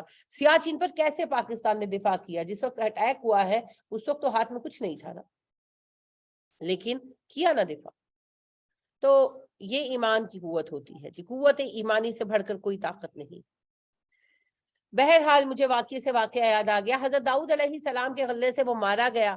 بعد ازاں پھر حضرت داؤد علیہ السلام کی ذہانت، آپ علیہ السلام کی طاقت, آپ کی فراست. ظاہری بات ہے وہ جنگیں تو چل رہی تھی نا, ایک جنگ جیتنے سے جنگیں نہیں جیت لی جاتی, پورا ملک فتح کرنا تھا تو جنگیں چلتی رہی. سلیمان علیہ السلام بھی جنگیں کرتے رہے, فلسطین فتح ہونے میں کئی سال لگے, تو جنگیں چل رہی تھی. ان کی قابلیت دیکھ کر طالوت علیہ السلام نے اپنی بیٹی کی شادی کی داؤد علیہ السلام سے, انہیں اپنے بعد حاکم بنا.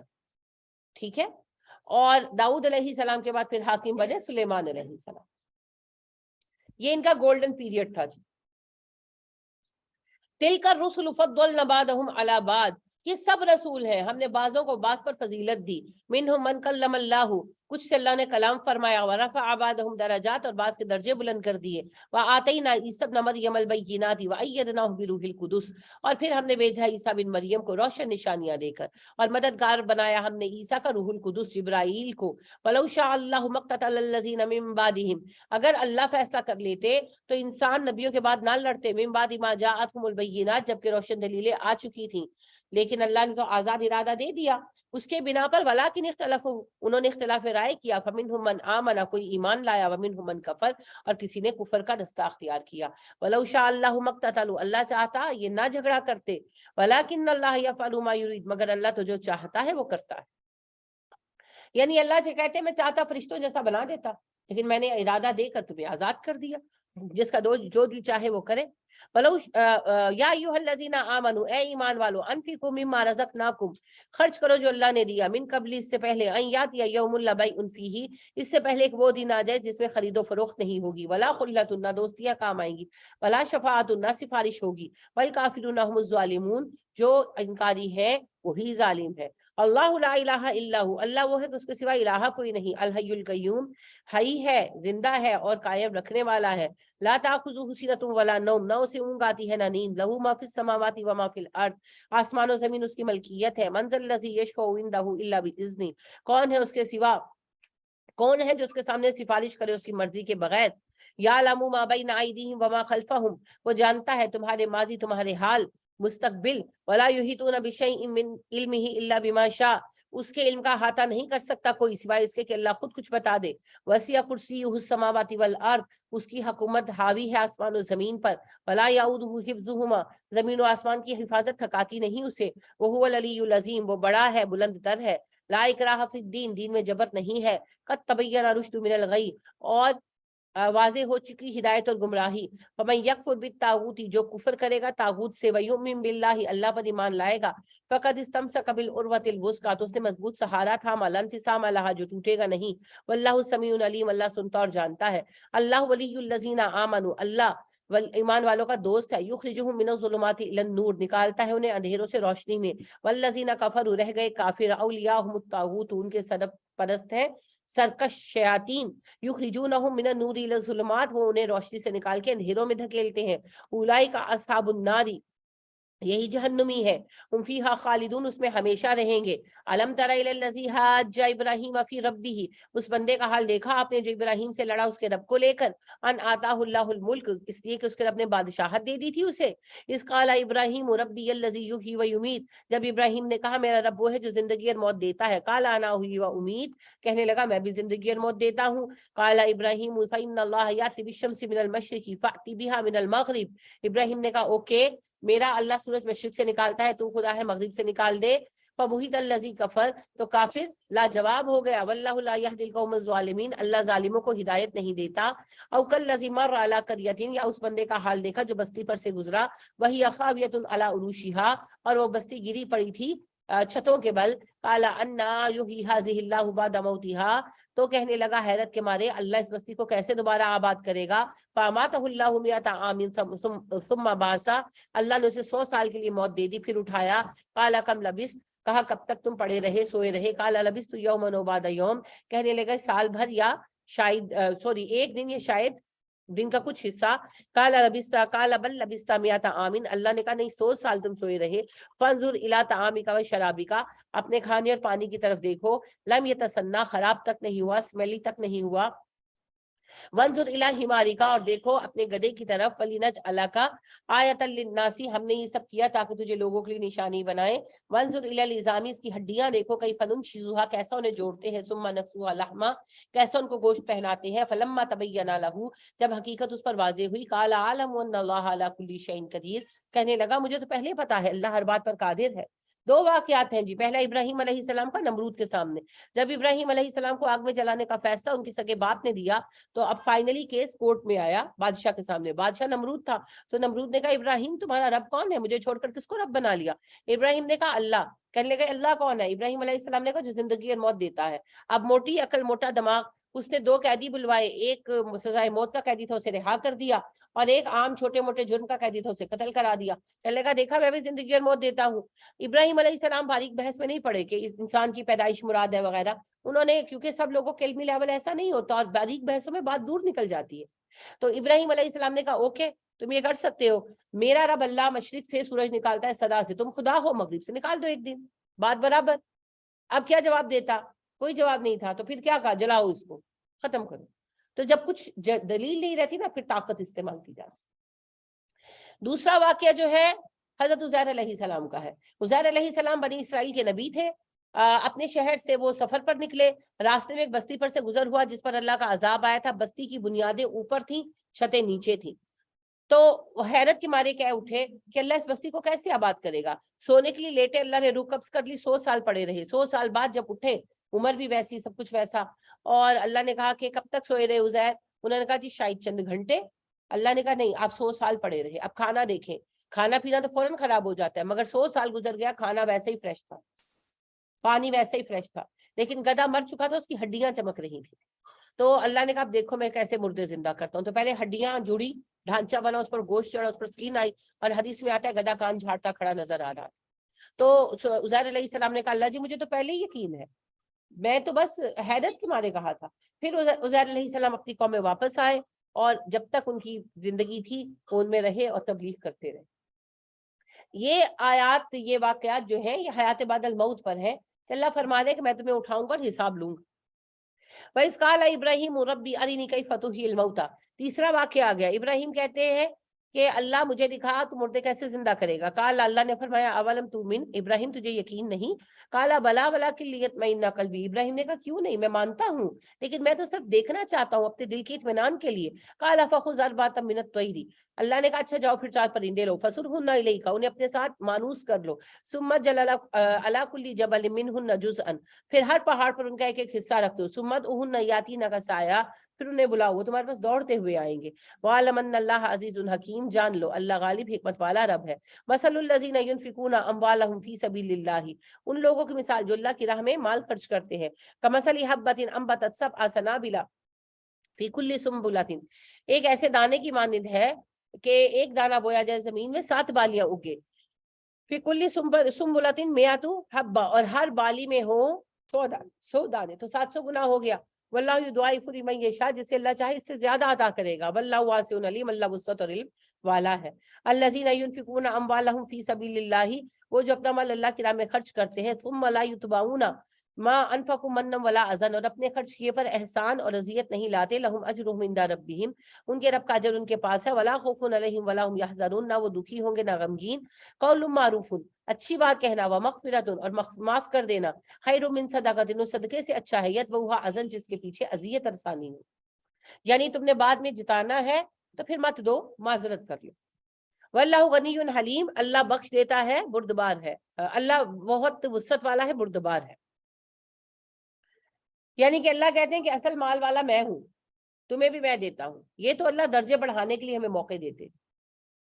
या अय्युहल्लज़ीना आमनू, ए ईमान वालो, ला तुबतिलू सदक़ातिकुम बिलमन्नि वल अज़ा, अपने सदके जाया मत करो एहसान जिताकर, अज़ियत देकर। मैंने कल भी आपसे अर्ज किया था, नेकी करने से बड़ा मसला नेकी को संभालना। कल्लज़ी युनफ़िकु मालहु रिआ अन्नासी, मत बनो उस शख्स की तरह जो माल खर्च करता है लोगों को दिखाने के लिए।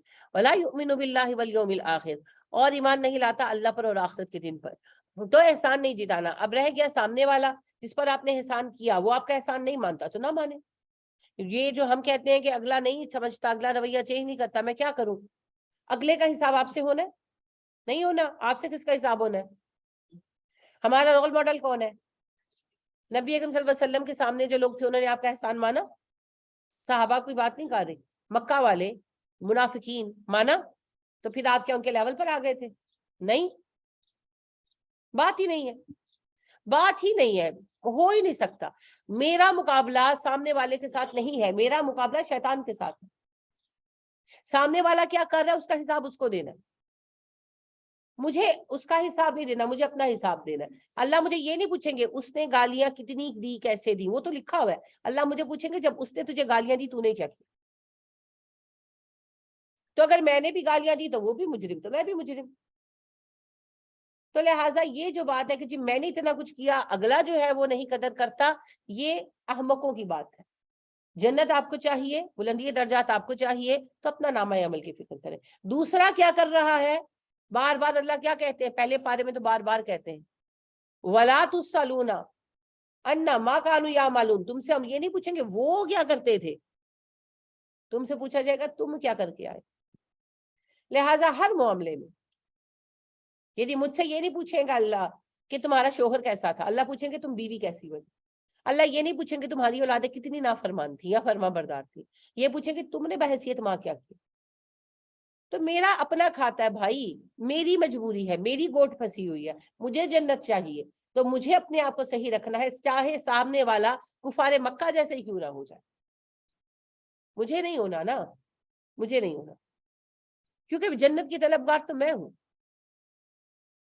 تو یاد رکھیں سب سے بڑی آزمائش رشتے، کیونکہ میدان جنگ تو کبھی کبھار سجتے ہیں، جس محاذ پر ہم ہر وقت کھڑے ہیں وہ ہے رشتے، اور سب سے کٹھن آزمائش ان سے ہوتی ہے۔ وجہ سب سے عزیز کیا ہے ہمیں دنیا میں؟ خیال ہے آپ کا، اپنا آپ، اپنی جان پر بنتی ہے نا تو اولاد بھی بھول جاتی ہے۔ وہ پنجابی کا محاورہ ہے کہ پیر سرند باندری بھی بچہ پیراں ٹھلے لیندی،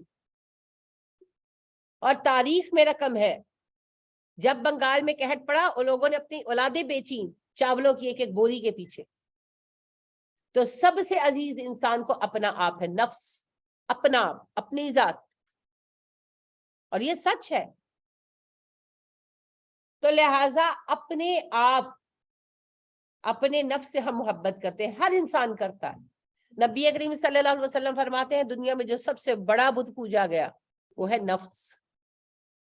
ہم سب سے زیادہ مشتعل انہی باتوں پر ہوتے ہیں، کوئی ہمیں نہ کہہ گیا، کیا کرتی ہے بہو، کیا کرتے ہیں داماد، ہمارے نفس کو ٹھیس پہنچاتے ہیں نا، نہ کر جاتے ہیں۔ تو بات یہ ہے کہ جو رشتے ہیں یہ اس لیے سب سے بڑی آزمائش ہے کہ یہ ہر وقت ہمارے نفس کے خلاف چل رہے تھے، ان کے اپنے مفادات ہوتے ہیں، تو ہمیں پھر تکلیف ہوتی ہے، رنج ہوتا ہے، ہم روتے ہیں، ہم پٹتے ہیں، کیونکہ وہ کرتے ہیں جو وہ کرنا چاہتے ہیں، وہ نہیں کرتے جو ہم چاہتے ہیں۔ لیکن بات یہ ہے کہ کیا ہم وہ کرتے ہیں جو اللہ ہم سے چاہتا ہے؟ اور میں کیوں اتنی بڑی ڈکٹیٹر ہوں کہ میں سب کو اپنی مرضی پہ چلانا چاہتی ہوں؟ مجھے کیا تکلیف ہے؟ اور دوسری بات یاد رکھیں، اگر کسی سے تکلیف ہے اس سے آپ تھوڑا فاصلہ کریں، لیکن بدسلوکی نہیں کر سکتے، بد مزاج نہیں ہو سکتے، کسی سے ہارش نہیں ہوں گے، آپ کسی کو آپ بوتھا بنا کر نہیں دکھائیں گے، صرف تھوڑا سا ڈسٹینس کر لیں گے۔ یعنی کہ ڈسٹینس سے مراد یہ ہے کہ آپ تھوڑا سا کم بات کریں، ہوتا ہے نا کوئی بندہ بات پکڑ لیتا ہے، اس طرح کے مزاج ہوتے ہیں، تو آپ تھوڑا ڈسٹینس کریں گے مگر خود خوش اخلاقی کے ساتھ۔ آپ کے رب نے کہا، میں نے نہیں کہا، اللہ کہتے ہیں وَاہْجُرْهُمْ هَجْرًا جَمِيلًا، الگ ہو جاؤ مگر جمال کے ساتھ، بیوٹیفلی۔ تو یہ بڑی اہم بات ہے جی، اصل میدان جنگ گھر ہے،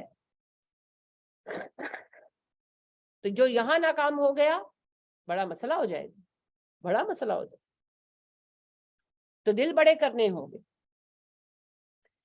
اور ایک بات آپ لوگ سیکھیں، خاص طور پر آپ خواتین، یہ میرا گھر، میری چیزیں، میرے بچے، میرا میاں، میری اماں، میرا ابا چھوڑ دے، کچھ نہیں ہے آپ کا، سب کچھ دیا ہوا ہے اللہ کا، جان تک اپنی نہیں ہے، لہٰذا اپنا کیا ہے؟ صرف نامہ عمل۔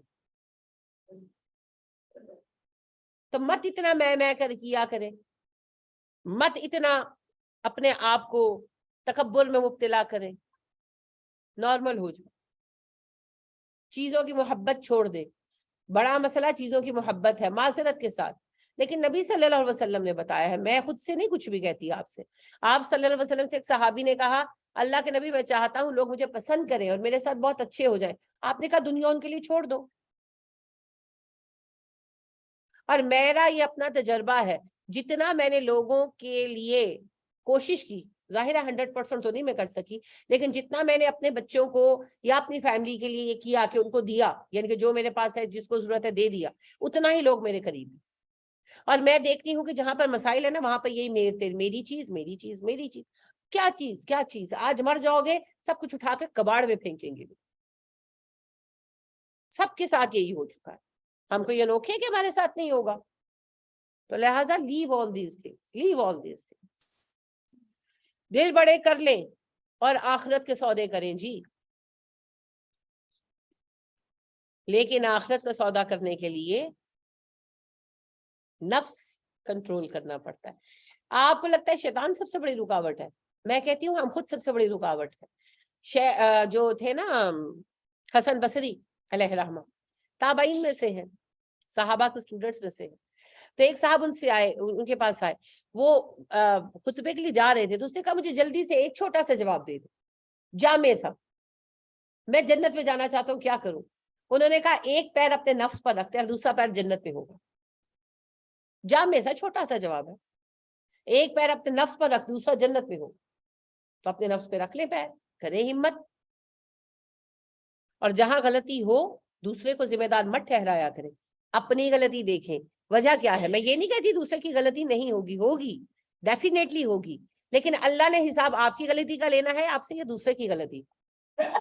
تو اپنی غلطی ڈھونڈے, دوسرے کی غلطی کو اس کے لیے چھوڑ دیں, وہ جانے اللہ جانے, وہ ہے نا حساب لینے کے لیے. وَكَفَى بِاللَّهِ حَسِيبًا, اللہ کافی ہے حساب لینے کے لیے. مجھے یہ دیکھنا ہے کہ جب یہ کیس اللہ کے سامنے پیش ہو اور اللہ مجھے کہاں سے پکڑیں گے. سمجھ گئے نا؟ دیکھیں آپ کے دو بچے لڑتے ہیں, چھوٹے بچے, تو دونوں نے غلطی کی ہوتی ہے نا, کی ہوتی ہے. تو بات یہی ہے کہ جب بڑوں میں بھی جھگڑا ہوتا ہے غلطی دو طرفہ ہوتی ہے, لیکن میرا پرابلم یہ ہے مجھ سے کیا غلط ہوا ہے, کیونکہ میں نے اس کا جواب دینا ہے. جو سامنے والے نے غلط کیا اس پہ تو میں نے جواب دینا ہی نہیں ہے. تو پھر اپنے اوپر نظر رکھنے کی عادت ڈالیں. نکل آئے ان معاملوں سے جی, بڈھے ہو گئے ہم, یہی گھر گھر کرتے, وہ گھر جو ہمیں صرف کتنی دیر کے لیے ملا ہے, چند ساعتوں کے لیے. قیامت کے دن کہیں گے نا کہ ہم تو شاید چند ساعتیں گزار کر آئے, اور جو گھر ہمیشگی کا ہے اس کی پرواہ کوئی نہیں, چھوڑ دیں یہ سب کچھ. اللہ اکبر.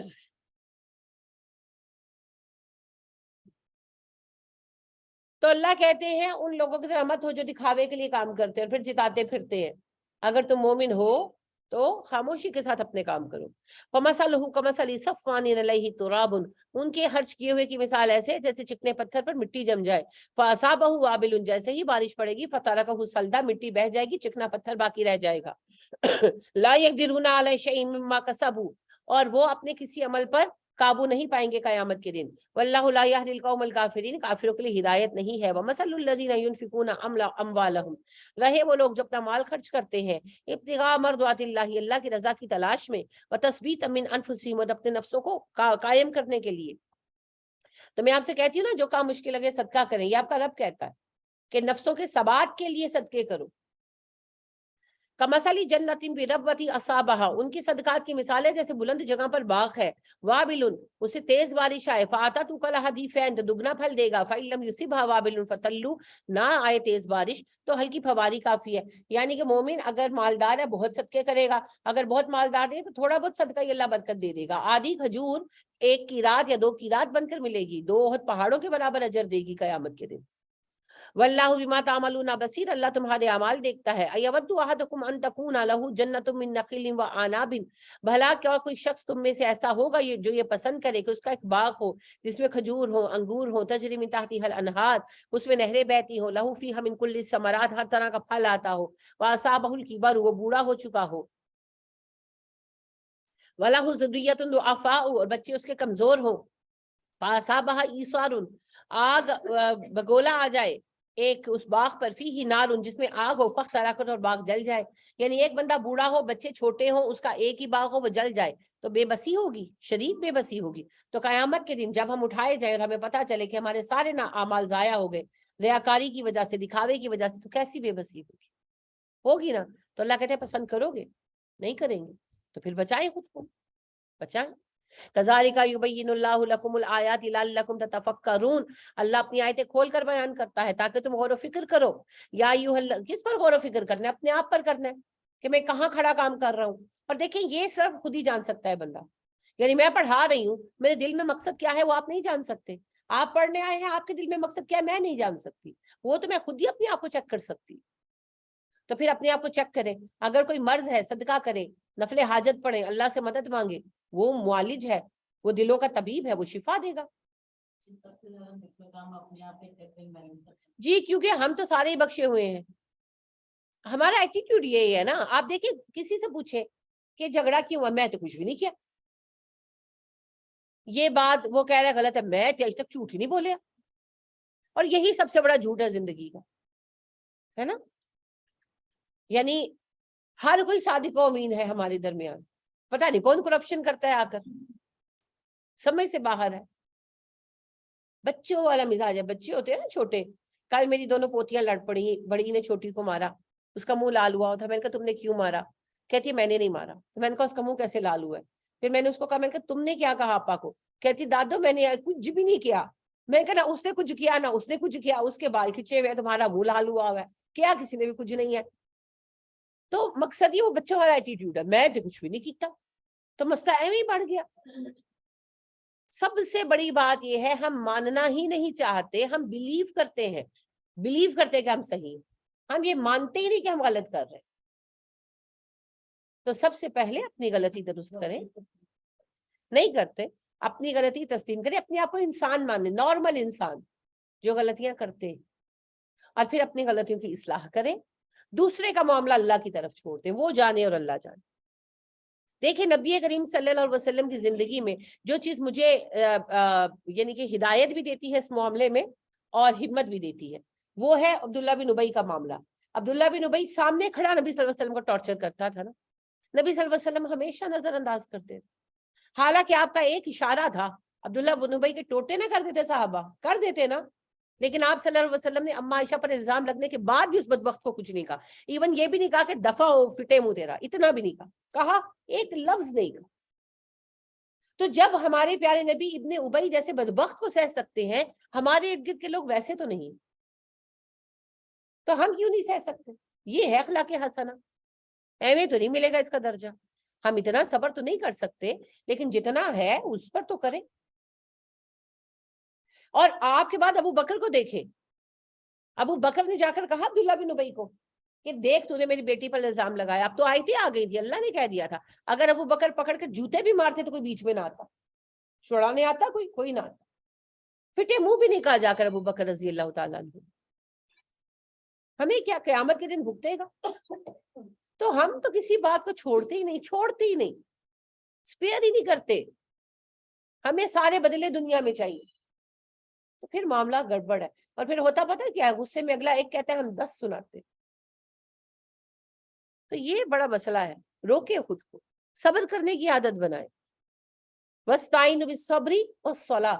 صبر کہاں گیا؟ صبر ہے ہی نہیں. وہ اینٹ کا جواب پتھر سے دو کا رویہ ہے ہمارا. بدقسمتی سے مسلمانوں کا یہ رویہ نہیں ہے جی. مسلمان ہوتا ہے شجر ثابتہ. مومن کیا ہے؟ شجر ثابتہ. اب آپ درخت کو کاٹ لیتے ہیں بوقت ضرورت, بلا ضرورت بھی ہم تو کاٹتے ہیں. درخت نے کاٹا کبھی کسی کو؟ جو بندہ درخت کی جڑ میں بیٹھ کر پیشاب کر دیتا ہے اس کو بھی درخت پھل دیتا ہے, سایہ دیتا ہے. آپ دیکھیں درخت کیا ہے, ایک بندہ اس کی جڑ میں بیٹھ کر پیشاب کر جاتا ہے, درخت اس پیشاب کو سوک کرتا ہے اور اس کو بھی الگ الگ کر کے اس کے معدنیات استعمال کر لیتا ہے, اس گند کو بھی کارآمد بنا لیتا ہے. ایک بندہ پوٹی کر جاتا ہے درخت کی جڑ میں, درخت اس کو بھی مٹی میں سوک کر کے کھاد بنا دیتا ہے, کہ نہیں بناتا؟ نہ صرف یہ کہ وہ اس گند سے اپنے لیے نفع نکالتا ہے, وہ زمین کو بھی نفع دے دیتا ہے. کیا آپ میں یہ صلاحیت ہے کہ اگلے کی گند کو بھی سوک کر کے آپ نفع بخش بنا دیں؟ اگر نہیں ہے تو سوری, آپ کا ایمان صحیح جگہ پر نہیں کھڑا, کیونکہ مومن ہے شجر ثابتہ. تو شجر ثابتہ والی بات کہاں گئی؟ وہ صلاحیت کیوں نہیں ہے؟ یہ صلاحیت ہم اپنے پیارے نبی میں پاتے ہیں، ان کے صحابہ میں پاتے ہیں، اگلوں کے عیبوں کو ڈھانپ کر معاشرے کو حسین بنا دیتے تھے۔ کہاں ہے؟ ذرا سوچے کتنے دور چلے گئے، ہے نا؟ تو پھر شجر ثابتہ بنے۔ اگر آپ کے زیر سایہ بیٹھے لوگوں کو آپ سے سایہ نہیں مل رہا، معاملہ ہمارے لیے خراب۔ اس درخت کا کیا فائدہ جو سایہ بھی نہ دے سکے، جو آکسیجن بھی نہ دے سکے، گھر والوں کا سانس لینا بھی آسان نہ بنا سکے؟ کیا فائدہ اس درخت کا؟ کیا فائدہ جو صحن میں لگا ہو اور صحن میں دھوپ آ رہی ہے؟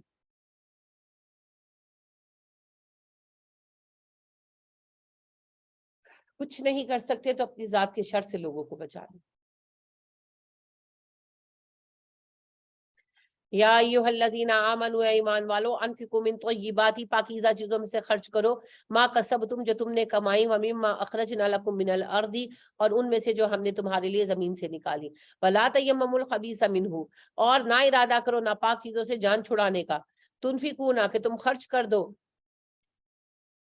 وَلَسْتُمْ بِآخِذِيهِ، نہیں تم ان کو قبول کرنے والے، إِلَّا أَن تُغْمِضُوا فِيهِ، کہ تم چشم پوشی کرو، یعنی اللہ کی راہ میں اچھی چیزیں دو، یہ نہیں کہ جو گھٹیا چیزیں پاس ہیں، اب رمضان آ گیا تو اے جوڑے میں نہیں پانے تھے کٹ دیو، اے ٹوٹا چاول آ گئے تھے کٹ دیو، ہے یہ نہیں کرنا، ٹھیک ہے؟ یہ نہیں کرنا کہ اللہ کہتے کوئی تمہیں دے تو تم پسند نہ کرو لینا۔ اللہ نے لیول دے دیا، یہ ضروری نہیں ہے کہ اگر آپ فرض کریں کہ نشاد کا 5,000 کا جوڑا لائیں تو اللہ کی راہ میں بھی 5,000 کا ہی دینا پڑے گا، لیکن اس لیول کا ہو کہ آپ خود پہنے، یہ نہیں کہ آپ نہ پہنے، آپ کو پسند نہ آئے۔ ہاں یہ ہے کہ کسی کا لحاظ کر کے آپ رکھ لیں، یعنی آپ کی کوئی کام والی یا کوئی غریب رشتہ دار لے آئے تو آپ اس کا لحاظ کر کے چپ کر کے رکھ لیں، تو اللہ کہتے ہیں ایسی چیز نہیں دینی میری راہ میں، اس لیول کی چیزیں تو تم استعمال کرتے، ٹھیک ہے؟ وَاعْلَمُوا أَنَّ اللَّهَ غَنِيٌّ حَمِيدٌ، جان لو اللہ بہت ہی بے نیاز اور بہت ہی قابل تعریف ہے۔ ایک بار میں نے کسی سے آن لائن جوڑے منگوائے، پرانی بات ہے، ذرا 4-5 سال پرانی بات ہے، اور اس کے بعد میں نے کبھی آن لائن بائنگ نہیں کی، تو بہرحال وہ میں نے منگا لیے، مجھے تھوڑا مصروفیت تھی تو وہ میں نے دینے کے لیے منگائے تھے، جیسے میری میڈز وغیرہ ہیں، تو میری میڈ بہت پرانی ہے میری، تو مجھے آ کر کہنے لگی باجی کہ گل کواں برا نہیں بنائی، میں کیا ہاں، کہتی جوڑا ایک بار تو ہوتا تو پھٹ گیا، میں اتنی شرمندہ ہوئی، حالانکہ میں نے پراپر قیمت پر منگوائے تھے، پھر میں نے اس کو تو خیر ایک اور جوڑا دے دیا، مگر مجھے اتنی شرمندگی، میں نے اللہ سے بھی استغفار کی، میں نے کہا جس جس کو دیا ہوگا یہی ہوا ہوگا، تو مجھے تو پتا نہیں تھا، تو اس کے بعد میں نے توبہ کی، میں پھر آن لائن چیز کبھی نہیں منگاتی، کم از کم مجھ سے میں نہیں منگاتی، بچے منگا لیتے ہیں، لیکن کہنے کا مطلب یہ ہے کہ گھٹیا اتنی چیز نہیں دینی چاہیے جسے ہم پھینک دیں، ایسا نہیں ہونا چاہیے۔ الشیطان یعدکم الفقر، شیطان تمہیں فقر سے ڈراتا ہے، وَیَأْمُرُکم بِالْفَحْشَاء، اور حکم دیتا ہے بے حیائی کا، وَاللَّهُ یعدکم مغفرۃ منہ وفضلا، اللہ تم سے وعدہ کرتا ہے بخشش اور فضل کا، کہ اللہ رب کریم تمہیں اور عطا کرے گا، ان کے صدقات کریں گے اللہ بڑھا دے گا، واللہ واسع علیم، اللہ وسعت والا ہے، علم والا ہے، یؤتی الحکمۃ من یشاء، اللہ جسے چاہتا ہے دانائی عطا کرتا ہے، وَمَن یؤت الحکمۃ، جسے دانائی ملی، فقد اوتی خیرا کثیرا، اسے خیر کثیر دی گئی، وما یذکر الا اولو الالباب، اور نصیحت قبول کرتے ہیں عقل والے۔ اب ہم میں سے اکثر لوگ اپنے آپ کو سیانہ سمجھتے ہیں، ہوتے بھی ہیں، اب ایک بندہ سیانہ ہے ایک نہیں، دو لوگ ہیں، تو ذمہ کس کا زیادہ ہے؟ سیانے کا، کیونکہ یار آپ کا رب کہتا ہے عقل والے نصیحت قبول کریں گے، جس کا عقل کا لیول ہی کم ہے اس سے کیا کہیں، تو کس کو بدلنا ہوگا؟ عقل والے کو۔ تو اگر عقل والا یہ کہے کہ سامنے والا بے وقوف ہے نا، آج کل بچے جذباتی ہیں، بچوں کو کوئی آج کل جینونلی بچیوں میں عقل نہیں ہے، سمجھ تربیت نہیں ہوئی، اسکولوں کالجوں میں بس پڑھ کر آ گئی اور وہ سمجھتی ہیں کہ ہم بڑی عالمہ ہے، وقت کے ساتھ عقل آئے تو آئے، تو اب ہم ان کے لیول پر آ جائیں گے، ہمیں تو نہیں آنا، تو پھر کیا کریں؟ پھر ہم حکمت اختیار کریں، وہ تو نصیحت قبول نہیں کریں گے، ان میں تو عقل نہیں ہے، مجھ میں تو ہے، مجھے دعویٰ ہے میں سمجھدار ہوں، تو پھر بھائی حساب تو میرا ہونا۔ تو یہ بڑی غلط فہمی ہے جی ہم، کہ ہم یہ کہہ کر بچ جائیں گے کہ او مینو انج کردہ سی، نہیں بچ سکتے۔ آپ اپنے بچوں کو سپیئر کرتے ہیں ایک بچے نے دوسرے کو تھپڑ مارا, آپ پہنچ گئے, کیوں مارا؟ وہ کہتے ہیں اس نے مجھے چٹکی کاٹی. تو آپ کیا کہتے ہیں کہ بہت اچھا کیا تھپڑ مارا؟ کہتے ہیں؟ نہیں کہتے. اگر کہتے ہیں تو پھر آپ پر اللہ رحم فرمائے. نہیں کہتے. آپ کہتے ہیں کہ تم مجھے نہیں بتا سکتے تھے, تم سے صبر نہیں ہوتا تھا, چھوٹی بہن ہے تم چپ نہیں کر سکتے تھے, کہتے ہیں نا. تو وہی آپ کا رب کہے میرے ہاں رپورٹ کرا کے چپ کر جاتے, تمہیں ذرا برداشت نہیں تھی. وما انفقتم من نفقۃ, جو تم خرچہ کرو گے, اور نظر تم من نظر, یا نظر پوری کرو گے, فإن اللہ یعلمہ, اللہ اس سے واقف ہے. وما للظالمین من انصار, ظالموں کا مددگار کوئی نہیں ہوگا. ان تبدوا الصدقات فإنما ہی, اگر تم چوری چھپے صدقات کرو, اعلانیہ صدقات کرو تو اچھا ہے. وإن تخفوها, اگر چھپا لو, وتؤتوها الفقراء, اور دے دو انہوں فقراء کو, فهو خیر لکم, تمہارے حق میں زیادہ اچھا ہوگا. اگر اعلانیہ کرو کہ صدقات اچھا ہے, اگر خاموشی سے کرو گے زیادہ اچھا ہے تمہارے حق میں, تکبر نہیں آئے گا. وَيُكَفِّرُ عَنْكُم مِّن سَيِّئَاتِكُمْ, اور وہ تمہاری خطائیں دور کر دے گا. وَاللَّهُ بِمَا تَعْمَلُونَ خَبِيرٌ, اور اللہ تمہارے اعمال سے باخبر ہے. لَيْسَ عَلَيْكَ هُدَاهُمْ, نہیں ہے آپ کے ذمہ لوگوں کو ہدایت دینا. وَلَٰكِنَّ اللَّهَ يَهْدِي مَن يَشَاءُ وَمَا تُنْفِقُوا مِنْ خَيْرٍ فَلِأَنفُسِكُمْ, اللہ جسے چاہتا ہے اسے ہدایت دیتا ہے. تم جو مال خرچ کرو گے وہ تم اپنے نفسوں کے لیے خرچ کرو گے. وما تنفقون الا ابتغاء وجه اللہ, اور جو بھی خرچ کرو اللہ کی رضا کے لیے خرچ کرو. وما تنفقوا من خیر یوفى علیکم, جو مال خرچ کرو گے تمہیں پورا لوٹایا جائے گا.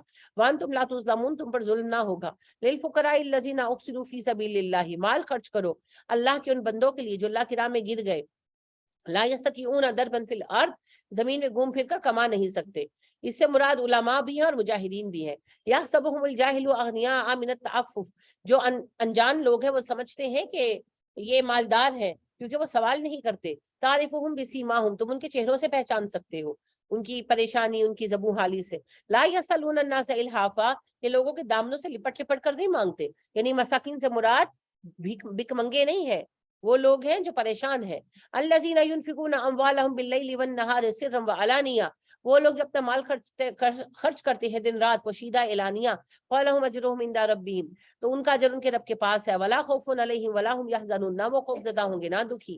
الذین یاکلون الربا, رہے وہ لوگ جو سود کھاتے ہیں. لا یقومون, وہ کھڑے کیے جائیں گے. الا کما یقوم الذی, جس طرح کھڑا ہوتا ہے وہ شخص, یتخبطہ الشیطان من المس, جسے شیطان نے چھو کر دیوانہ بنا دیا ہو. قیامت کے دن وہ دیوانوں کی طرح کھڑا کیا جائے گا.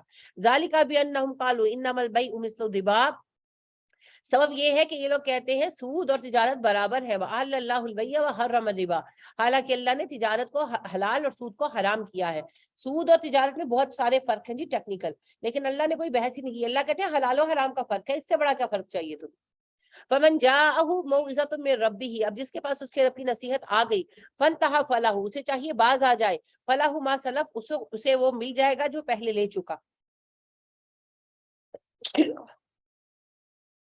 یعنی جو پہلے سود لیا ہے اسی کی ملکیت ہے, وہ واپس نہیں لیا جائے گا اس سے. وَأَمْرُهُ إِلَى اللَّهِ, اور اس کا معاملہ اللہ کی طرف ہے, یعنی اللہ سبحانہ و تعالیٰ چاہے تو معاف کرے چاہے تو سزا دے. ومن عاد, حکم آنے کے بعد جو دوبارہ سود لے گا, فاولئک اصحاب النار, وہ جہنمی ہے. ہم فیہا خالدون, ہمیشہ آگ میں رہیں گے. یمحق اللہ الربا, اللہ سود کو مٹاتا ہے. ویربی الصدقات, صدقات کو بڑھاتا ہے. واللہ لا یحب کل کفار اثیم, اللہ پسند نہیں کرتا نہ شکر و گنہگاروں کو. ان الذین آمنوا وعملوا الصالحات, بے شک جو لوگ ایمان والے نیکوکار ہیں. واقاموا الصلاۃ, نماز قائم کرتے ہیں. وآتوا الزکاۃ, زکات دیتے ہیں. لہم اجرہم عند ربہم, ان کے اجر ان کے رب کے پاس محفوظ ہے. ولا خوف علیہم ولا هم يحزنون, نہ وہ دکھی ہوں گے نہ غمگین. یا ایھا الذین آمنوا, اے ایمان والو, اتقوا اللہ, اللہ سے ڈرو. وذروا ما بقی من الربا, اور سود میں سے جو باقی بچ گیا اسے چھوڑ دو. ان کنتم مؤمنین, اگر تم مومن ہو. فإن لم تفعلوا, اگر تم ایسا نہیں کرو گے. فاذنوا بحرب من اللہ ورسولہ, تیار ہو جاؤ اللہ رسول سے جنگ کرنے کے لیے. وان تبتم, اگر توبہ کر لو. فلکم رؤوس اموالکم, اصل مال تمہارے ہیں. لا تظلمون ولا تظلمون, نہ تم ظلم کرو نہ تم پر ظلم کیا جائے گا. اب دیکھیں جی ہماری معیشت کیسے ترقی کرے گی جبکہ یہ سود پر قائم ہے, سود اللہ اور رسول سے جنگ ہے. تو پھر کیسے ترقی کرے گی معیشت, کیسے فلرش کر سکتی ہے. وَإِن كَانَ ذُو أُسْرَةٍ فَنَظِرَةٌ إِلَىٰ مَيْسَرَةٍ, جسے تم نے قرض دیا ہے وہ تنگ دست ہے تو اسے تب تک مہلت دو جب تک اس کے پاس پیسے نہ آ جائیں. وَأَن تَصَدَّقُوا خَيْرٌ لَكُمْ, اگر تم تک 10 تو صدقہ ہی کر دو, تمہارے حق میں اچھا ہے. ان کنتم تعلمون, اگر تم جان لو. وَاتَّقُوا يَوْمًا تُرْجَعُونَ فِيهِ إِلَى اللَّهِ, اور تمہیں چاہیے کہ ڈرو اس دن سے جب تم اللہ کی طرف لوٹائے جاؤ گے. ثُمَّ تُوَفَّى كُلُّ نَفْسٍ, اور جب ایسا ہوگا تو تمہیں پورا ملے گا ہر بندے کو ما کسبت, جو اس نے کمایا. وَهُمْ لَا يُظْلَمُونَ, ظلم نہیں ہوگا. یا ایھا الذین آمنوا, اے ایمان والو, اذا تداینتم بدین, جب تم قرض کا لین دین کرو, الی اجل مسمى, ایک زمانے کے لیے, فاکتبوہ, سے لکھ لیا کرو. وَلْیَکْتُب بینکم کاتب بالعدل, لکھنے کے لیے ایک کاتب ہونا چاہیے جو عدل کے ساتھ لکھے. ولا یاب کاتب, اور کاتب انکار نہ کرے لکھنے سے. ان یکتب کما علمہ اللہ, جیسا کہ اللہ نے اسے لکھنا سکھایا. فلیکتب, پس وہ لکھ دے. وَلْیُمْلِلِ الَّذِی عَلَیہِ الْحَقُّ, اور لکھوانے کا ذمہ اس بندے پر ہے جو قرض لے رہا ہے. وَلْیَتَّقِ اللَّهَ رَبَّهُ, اسے چاہیے اپنے رب سے ڈرے. وَلَا یَبْخَسْ مِنْهُ شَیْئًا, اور رقم میں کوئی کمی نہ کرے. فَإِنْ كَانَ الَّذِی عَلَیہِ الْحَقُّ صَفِیحًا أَوْ ضَعِیفًا, اور جو قرض لے رہا ہے اگر وہ نادان ہو یا کمزور ہو. أَوْ لَا يَسْتَطِیعُ أَنْ یُمِلَّ, اور یا کسی اور سبب سے لکھوانے کی طاقت نہ رکھتا ہو. فَهُوَ فَلْیُمْلِلْ وَلِیُّهُ بِالْعَدْلِ, تو جو اس کا سرپرست ہے وہ پورے انصاف کے ساتھ قرض کی دستاویز لکھوائے. وَاسْتَشْهِدُوا شَهِیدَیْنِ مِن رِجَالِکُمْ, اور اس دستاویز پر 2 مردوں کو گواہ بناؤ جو مسلمان ہو. فَإِن لَّمْ يَكُونَا رَجُلَيْنِ, اگر 2 مسلمان مرد میسر نہ ہو. فَرَجُلٌ, تو ایک مرد. وَامْرَأَتَانِ, اور 2 عورتیں. مِمَّن تَرْضَوْنَ مِنَ الشُّهَدَاءِ, ان لوگوں کو چنو جن کی شہادت کے لیے تم انہیں پسند کرتے ہو. أَن تَضِلَّ إِحْدَاهُمَا فَتُذَكِّرَ إِحْدَاهُمُ الْأُخْرَىٰ, عورتیں 2 اس لیے ہونی چاہیے کہ ایک بھول جائے تو دوسری یاد کرا سکے اسے. وَلَا يَأْبَ الشُّهَدَاءُ إِذَا مَا دُعُوا, جب گواہوں کو گواہی دینے کے لیے بلایا جائے وہ انکار نہ کرے. وَلَا تَسْتَمُوا أَن تَكْتُبُوهُ صَغِيرًا أَوْ كَبِيرًا إِلَىٰ أَجَلِهِ, اور تم ہرگز اکتاہٹ محسوس نہ کرو اس وجہ سے کہ تم سے تم لکھواؤ, یعنی کہ لکھوانے میں تمہیں سستی نہ آئے, چاہے قرض چھوٹا ہو یا بڑا, مگر جب ایک عرصے کے لیے لے رہے ہو تو لکھ لیا کرو. ذالکم اقسط عند اللہ, اللہ کے ہاں یہ طریقہ زیادہ منصفانہ ہے. واقوم للشہادۃ, شہادت کے لیے درست ہے. وادنی الا ترتابوا, اور قریب ہے اس کے کہ تم شک میں نہ پڑو. الا ان تکون تجارۃ حاضرۃ, سوائے اس کے کہ کوئی حاضر تجارت ہو, یعنی کہ چھوٹ لیا پیسے دے دیے. تدیرونہ بینکم, جو آپس میں تم کرتے ہو. فلیس علیکم جناح, گناہ نہیں تم پر, اللہ تکتبوها, کہ تم اسے لکھو. واشہدوا اذا تبایعتم, خرید و فروخت جو ہے وہ گواہوں کے سامنے ہو, یعنی کہ اگر اکیلے 2 بندے ہیں تو پھر کسی کو گواہ بناؤ. مارکیٹ میں ہو رہا ہے تو لوگوں کو پتہ ہی ہے. ولا يضار كاتب, نقصان نہ پہنچایا جائے لکھنے والے کو. ولا شہید, نہ گواہ کو. وان تفعلوا, اگر تم نے ایسا کیا. فانه فسوق بكم, یہ تمہاری طرف سے گناہ ہوگا. واتقوا الله, اللہ سے ڈرو. ويعلمكم الله, اللہ تمہیں سکھا رہا ہے. والله بكل شيء عليم, اللہ ہر چیز جانتا ہے. وان كنتم على سفر, اگر تم مسافر ہو. ولم تجدوا كاتبا, لکھنے والا نہ پاؤ. فرهان مقبوضا, تو کوئی چیز گروی رکھ کر پیسے لے سکتے ہو. فإن أمن بعضكم بعضا, اگر ایک نے دوسرے پر بھروسہ کر کے اپنی چیز رکھی ہے. فَلْيُؤَدِّ الَّذِي اؤْتُمِنَ أَمَانَتَهُ, تو جسے امین بنایا گیا اسے چاہیے اگلے کی امانت لوٹا دے. وَلْيَتَّقِ اللَّهَ رَبَّهُ, اور چاہیے کہ اللہ سے ڈرے جو اس کا رب ہے. وَلَا تَكْتُمُوا الشَّهَادَةَ, گواہی کو مت چھپاؤ. مَن يَكْتُمْهَا فَإِنَّهُ آثِمٌ قَلْبُهُ, جو گواہی چھپائے گا اس کا دل گنہگار ہوگا. وَاللَّهُ بِمَا تَعْمَلُونَ عَلِيمٌ, اللہ ہر بات خوب جانتا ہے. یعنی کہ گروی جائز ہے سوائے اس کے کہ گروی کی کوئی شرط جو ہے وہ خراب. ٹھیک, تو گھر وغیرہ گروی لینا بھی جائز ہے. للہ ما فی السماوات و ما فی الارض, جو ہے آسمان و زمین میں وہ اللہ کی ملکیت ہے. وَإِن تُبْدُوا مَا فِي أَنفُسِكُمْ, اگر تم ظاہر کرو گے جو تمہارے دلوں میں ہے. اور تُخْفُوهُ, یا اسے چھپا لو گے. يُحَاسِبْكُم بِهِ اللَّهُ, اللہ تو دونوں طرح حساب لے گا, یعنی اللہ کو تو سب پتا ہے. فَيَغْفِرُ لِمَن يَشَاءُ وَيُعَذِّبُ مَن يَشَاءُ, پھر جسے چاہے گا بخشے گا, جسے چاہے گا چھپائے گا. وَاللَّهُ عَلَىٰ كُلِّ شَيْءٍ قَدِيرٌ, اللہ ہر بات پر قادر ہے. آمن الرسول, یہ آخری 2 آیتیں ہیں جی آمن الرسول, جن کا شروع میں بات ہو رہی تھی کہ جب نبی کریم صلی اللہ علیہ وسلم معراج پر گئے تو اللہ نے بنفس نفیس آپ صلی اللہ علیہ وسلم کو یہ آیات پیش فرمائی. یہ جبرائیل لے کر نہیں آئے تھے. نبی کریم صلی اللہ علیہ وسلم نے فرمایا جو انہیں ایک بار پڑھ لے 24 گھنٹوں میں, اس کے لیے یہ کافی ہے. رات کو پڑھیں صبح پڑھیں, آپ کی مرضی ہے. آمن الرسول بما انزل الیہ من ربہ والمؤمنون, ایمان لائے یہ رسول محمد صلی اللہ علیہ وسلم اس کتاب پر جو ان پر اتری ان کے رب کی طرف سے, اور سارے مومن بھی ایمان لائے. کل آمن باللہ وملائکتہ وکتبہ ورسلہ, ان میں سے ہر ایک ایمان لایا اللہ پر, فرشتوں پر, کتابوں پر اور اللہ کے رسولوں پر. لا نفرق بین احد من رسلہ, مومن کہتے ہیں کہ ہم اللہ کے رسولوں میں کوئی فرق نہیں کرتے. وقالوا سمیعنا واطعنا, اور اللہ کی کتاب کے بارے میں ان کا کہنا ہے ہم نے سن لیا, ہم اطاعت کریں گے. غفرانک ربنا والیک المصیر, اور دعا مانگتے ہیں اللہ ہمیں معاف کر دے, بے شک ہم تیری طرف لوٹیں گے. لا یکلف اللہ نفسا الا وسعہا, تو اللہ کا بھی وعدہ ہے کہ کسی بندے کے لیے اس کی قوت سے زیادہ ذمہ داری نہیں ہے اس پر. لہا ما کسبت وعلیہا ما اکتسبت, تمہارے لیے وہ ہے جو تم نے کمایا, جو نیکی تم نے کمائی اس کا اجر تمہارے لیے ہے, اور جو گناہ کمایا وہ بھی تم پر ہے. ہر بندے نے جو نیکی کمائی وہ اسی کی ہے, اور جو گناہ کمایا اس کا بوجھ بھی اسی پر ہے. مومن دعا مانگتے ہیں, ربنا لا تؤاخذنا ان نسینا او اخطأنا, اے ہمارے رب ہماری بھول کا اور غلطی کا حساب نہ کرنا. ربنا ولا تحمل علینا اصرا کما حملتہ علی الذین من قبلنا, اے اللہ تو ہم پر ایسا بوجھ نہ ڈالنا جیسا تو نے ہم سے پہلوں پر ڈالا. ربنا ولا تحملنا ما لا طاقت لنا به, اے اللہ تو ہم سے ایسا بوجھ نہ اٹھوانا جس کی ہمیں طاقت نہ ہو. واعف عنا, بخش دے ہم کو. واغفر لنا, معاف فرما دے. ورحمنا, ہم پہ رحم کر. انت مولانا, تو ہمارا مالک ہے. فانصرنا, ہماری مدد فرما. علی القوم الکافرین, کافروں کے بارے میں. آمین.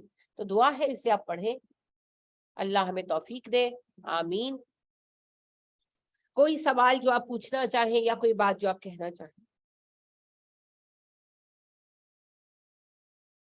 کچھ نہیں جی. حیض ہو یا جنابت ہو, باقی تو طریقہ سیم ہی ہے.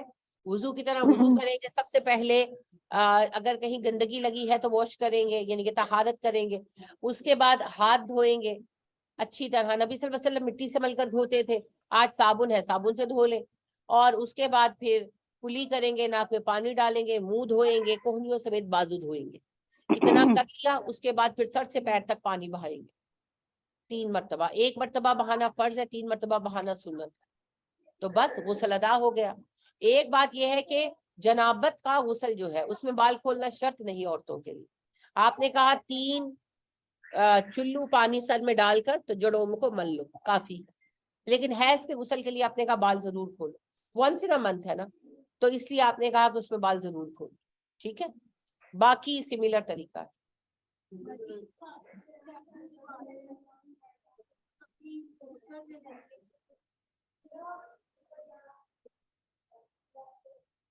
کیسے اتر جائیں؟ ٹوٹ جائیں یا اتارے؟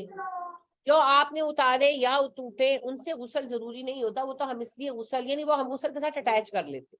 لیکن اگر کسی نے جو پیوبک ہیئر ہے, غیر ضروری بال ہیں, وہ صاف کیے ہیں تو اس سے غسل لازم نہیں آتا. اس میں غسل لازم آنے کی کوئی بات نہیں ہے. بس آپ باڈی کا وہ حصہ واش کر لیں گے, کافی ہے. وہ اصل میں نہاتے ہیں ہم اس لیے کہ ہم اسے نہانے کے ساتھ وہ جوڑ لیتے ہیں نا, تو نہیں, اس کا کوئی تعلق نہیں ہے. غسل فرض ہوتا ہے حیض آنے سے, میاں بیوی کا تعلق قائم ہونے سے, یا کوئی بڑی ناپاکی, یعنی کہ جیسے نالے میں گر گئے, گندے ہو گئے, ہو جاتا ہے نا کبھی, یا بچے نے پیشاب کر دیا باہر گئے. ویسے تو آپ اتنی باڈی بھی دھو سکتے ہیں, لیکن اگر زیادہ گندے ہو گئے تو پھر آپ نہا لیں. ٹھیک ہے, تو نہانا جو ہے اس کا تعلق احتلام اگر ہو گیا, وہ بھی جنابت ہی کی شکل ہے, تو پھر آپ پر غسل لازم ہوتا ہے. اگر پیوبک ہیئر صاف کیے ہیں تو باڈی واش کرنا کافی ہے اتنی, اس کے لیے نہانا ضروری. جی, آپ کیا کہہ رہی تھی؟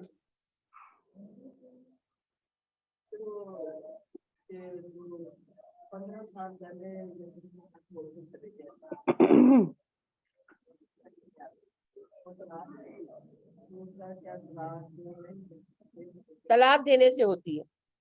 بہن کا سوال یہ ہے کہ 15 سال پہلے میاں چھوڑ کر چلے گئے, دوسری شادی کر لی, بیوی میکے میں آ گئی, تو کیا طلاق ہو گئی؟ نہیں جی, طلاق تب ہوگی جب طلاق دی جائے گی یا لی جائے گی. طلاق لیں پھر کریں, اس کا کوئی اتا پتا نہیں ہے. کب سے اتا پتا نہیں ہے؟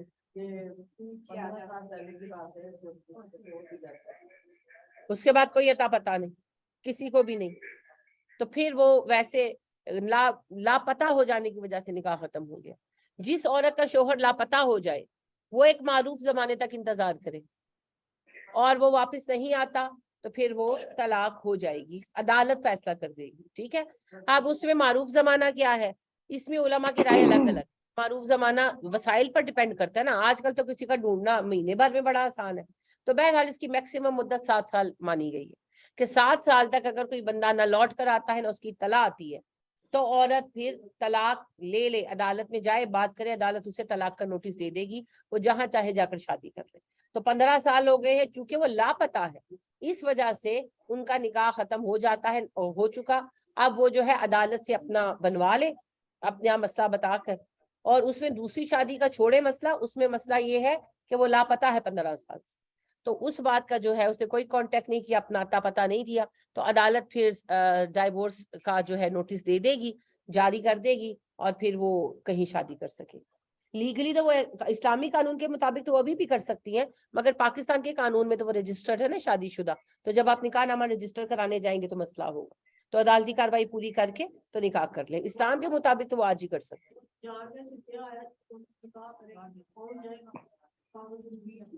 ہاں کاغذ ضروری ہے، یہ جو لوگ ایسے ہوتے ہیں وہ پھر تنگ کرتے ہیں،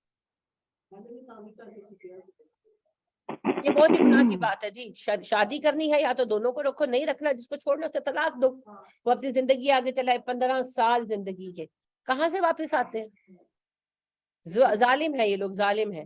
ایک بچی نے مجھ سے رابطہ کیا، اس کی 18 سال کی عمر میں شادی ہو گئی تھی، پھر ایک بچہ ہوا، اور وہ کہتی 14 سال سے میرا شوہر جو ہے وہ جنوبی افریقہ چلا گیا، مجھ سے کوئی رابطہ نہیں ہے، اور مجھے نہیں پتا وہ کہاں ہے، کس حال میں ہے۔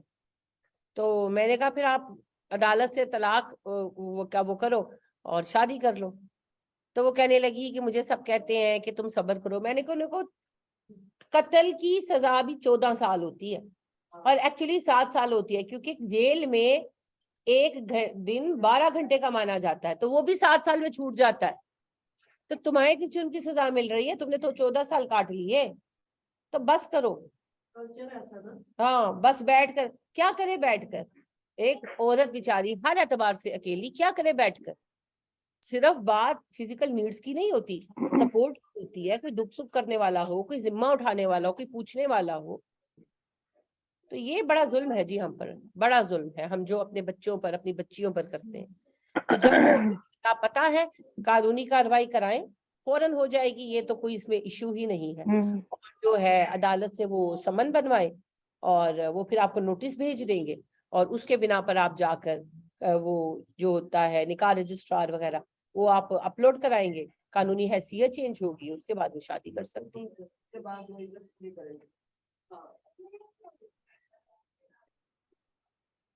جس کا شوہر 15 سال پہلے چھوڑ کر چلا گیا، اس کی کس بات کی عدت؟ کوئی عدت نہیں ہوتی اس صورت کی، کوئی عدت نہیں ہوتی، وہ تو 15 سال سے عدت ہی کاٹ رہی ہے، اور کتنی عدت کٹوانی ہے۔ یہ بس یہ بھی جو ہے نا، میں نے کہا نا، اگر تو اسلامی قانون رائج ہوتا تو کچھ ضرورت نہیں تھی کسی بھی بات کی، مگر چونکہ نہیں ہے، اور اب سارا معاملہ رجسٹریشن کا ہے، اور رجسٹریشن کی وجہ سے بڑے مسائل پیش آتے ہیں، تو اس وجہ سے عدالتی کاروائی کرا کر شادی کروائیں، ورنہ قانونی اسلامی قانون کے اعتبار سے وہ جب چاہیں ان کے گھر والوں کو کسی کو نہیں پتا کہ طلاق دے گی تو تب شادی ہوگی، اس کے گھر والے تو ویسے بات کرتے ہیں کہ اس کی شادی کرتی ہے۔ میں نے ویسے ہی ایک دن مجھ سے پوچھ لیا کہ آپ نے بات ہوئی ہے، اس نے کہا صحیح ہو گیا، لیکن جب آپ ڈیٹے پر جائیں گے، طلاق جب نہیں ہوئی، جب نکاح کو رجسٹر کرانے لگیں گے تو مسئلہ پیش آئے گا، تو اللہ خیر کرے، وہ شادی کر سکتی ہیں جی۔ اور کوئی بات؟ ہاں جی، السلام علیکم۔ وعلیکم السلام ورحمۃ اللہ، کیسی ہیں آپ؟ الحمدللہ، آپ کی کیسی طبیعت ہے اب؟ شکر اللہ کا، الحمدللہ الحمدللہ۔ اچھا آپ تلوت اور جلوت کا بلا رہی تھی نا، ہر دفعہ میں سنتی ہوں، لیکن میں اس ٹائم میرا مس ہو گیا تھوڑا، مجھے ان کا کر دیں گی کہ تلوت کو بنی اسرائیل پہ نازل کیا گیا، حضرت یشوع کا جی، کہہ رہی تھی نا علیہ السلام نے طالوت دعا علیہ کی تھی۔ السلام جو تھے ہاں بنی اسرائیل میں سے تھے، حضرت موسیٰ علیہ السلام کے بعد ہارون علیہ السلام کچھ عرصہ حیات رہے، پھر وہ بھی وفات پا گئے، تو اگلے نبی یوشع علیہ السلام تھے۔ یوشع علیہ السلام بھی ہاں ہاں بوڑھے ہو گئے تھے، انہوں نے طویل عمر پائی، بہت بوڑھے ہو چکے تھے، جب بنی اسرائیل کے لوگوں نے، سرداروں نے بات کی کہ ہم پر ایک حاکم بنائیں تاکہ ہم حاکم، فلسطین کو فتح کر سکیں اور اپنے بیوی بچوں کو غلامی سے آزاد کرائیں، اور وہ زمین حاصل کریں جو اللہ نے ہمارے لیے لکھ دی ہے۔ تو حضرت یوشع علیہ السلام نے اللہ سے دعا کی، اور اللہ پاک کی طرف سے انہیں یہ علامت دی گئی کہ فلاں وقت آج جو آپ کے گھر کے پاس سے گزرے گا وہی سلیکٹڈ ون ہوگا۔ تو حضرت یوشع ٹھیک ہے، انتظار میں تھے جب وہاں سے طالوت گزرے۔ طالوت ایک عام چرواہے ٹھیک کے ہے، بیٹے تھے، کوئی ایسا بیک گراؤنڈ نہیں کہ فلاں فلاں خاندان سے، عام ایک آدمی کے بیٹے تھے، اچھا، مگر ڈیفینیٹلی بہت خاص رہے ہوں گے، تو وہ ان کا اونٹ کھو گیا تھا جسے ڈھونڈ رہے تھے، تو حضرت یوشع علیہ السلام نے انہیں روک لیا اور ان کو استباغ کہتے ہیں، ان کا نبیوں کا یہ ایک طریقہ تھا، جس کو چنا جاتا تو وہ جو دیا جلاتے اپنے کمرے میں، اس کی روشنی میں کام کرتے، اس دیے کا تیل لگاتے ماتھے پر، بالوں پر، اور یہ اناؤنسمنٹ ہوتی تھی کہ ہی از دا سلیکٹڈ ون. تو انہوں نے استباغ کیا اور اعلان کیا کہ یہ چنے گئے ہیں تم پر. اب بنی اسرائیل کے جو سردار تھے وہ موڈ آف ہو گئے، ان کے کہنے لگے کہ یہ تو غریب آدمی ہے، یہ حاکم کیسے ہو سکتا ہے، حاکم تو ہمیں بننا چاہیے، ہم مالدار ہیں. تو انہوں نے کہا اللہ نے چنا ہے اسے تم پر. مگر بحث چلتی رہی تو پھر انہوں نے کہا اچھا تابوت سکینہ واپس آ جائے گا. تابوت سکینہ لکڑی کا صندوق تھا جس میں حضرت موسیٰ اور ہارون کی کچھ تبرکات تھے. لہٰذا توریت کے مطابق حضرت موسیٰ کا عصا تھا، ابا تھا ان کا، اور جو من اور سلوا کے کچھ جو ہے وہ پیکٹس تھے، اور حضرت ہارون کے کپڑے تھے وغیرہ وغیرہ. تو یہ چیزیں اس میں موجود تھیں جس کی وجہ سے انہیں بڑا اس سے محبت اور لگاؤ تھا، اور ان کا یہ ماننا تھا کہ جب تک یہ ہمارے پاس رہے گا صندوق ہم ہاریں گے نہیں کبھی. تو اسی لیے ان کو سکون ملتا تھا اس کے ہونے سے، تو اسے تابوت سکینہ کہا گیا. تو تابوت سکینہ ایک بیل گاڑی پر رکھا گیا، کوئی شفٹنگ ہو رہی تھی فلسطین میں، تو وہ بیل گاڑی بھاگ گئی اور سیدھا آ گئی یہاں پر، اور یہاں پر پھر جو ہے انہیں تابوت سکینہ ملا. تب جا کر طالوت کو انہوں نے حاکم مانا. پھر طالوت ان کو لے کر روانہ ہوئے تو راستے میں ان کو کافی جگہ پر پانی نہیں ملا، لمبا سفر تھا، تو راستے میں پھر آگے ندی آنی تھی. طالوت ظاہر راستے سے واقف تھے، تو انہوں نے کہا آگے جب ندی آئے گی تو پیٹ بھر کر پانی مت پینا، 1-2 چلو پی سکتے ہو کہ پیاس بجھا لو. جس نے پیٹ بھر کر پانی پیا وہ میرا ساتھی نہیں ہے. مگر وہاں اکثریت نے پیٹ بھر کر پانی پیا. پھر یہ نہر کے پار اترے اور خیمے شیمے لگائے. جب 1 دن بعد جالوت کا لشکر آیا تو یہ لوگ جو ہیں گھبرا گئے، کہنے لگے جی ہم تو جالوت کا سامنا نہیں کر سکتے. لیکن جو ایمان والے تھے جنہوں نے پانی نہیں پیا تھا انہوں نے کہا کہ جی اللہ نے بہت ساری چھوٹی جماعتوں کو غالب کیا ہے بڑی جماعتوں پر.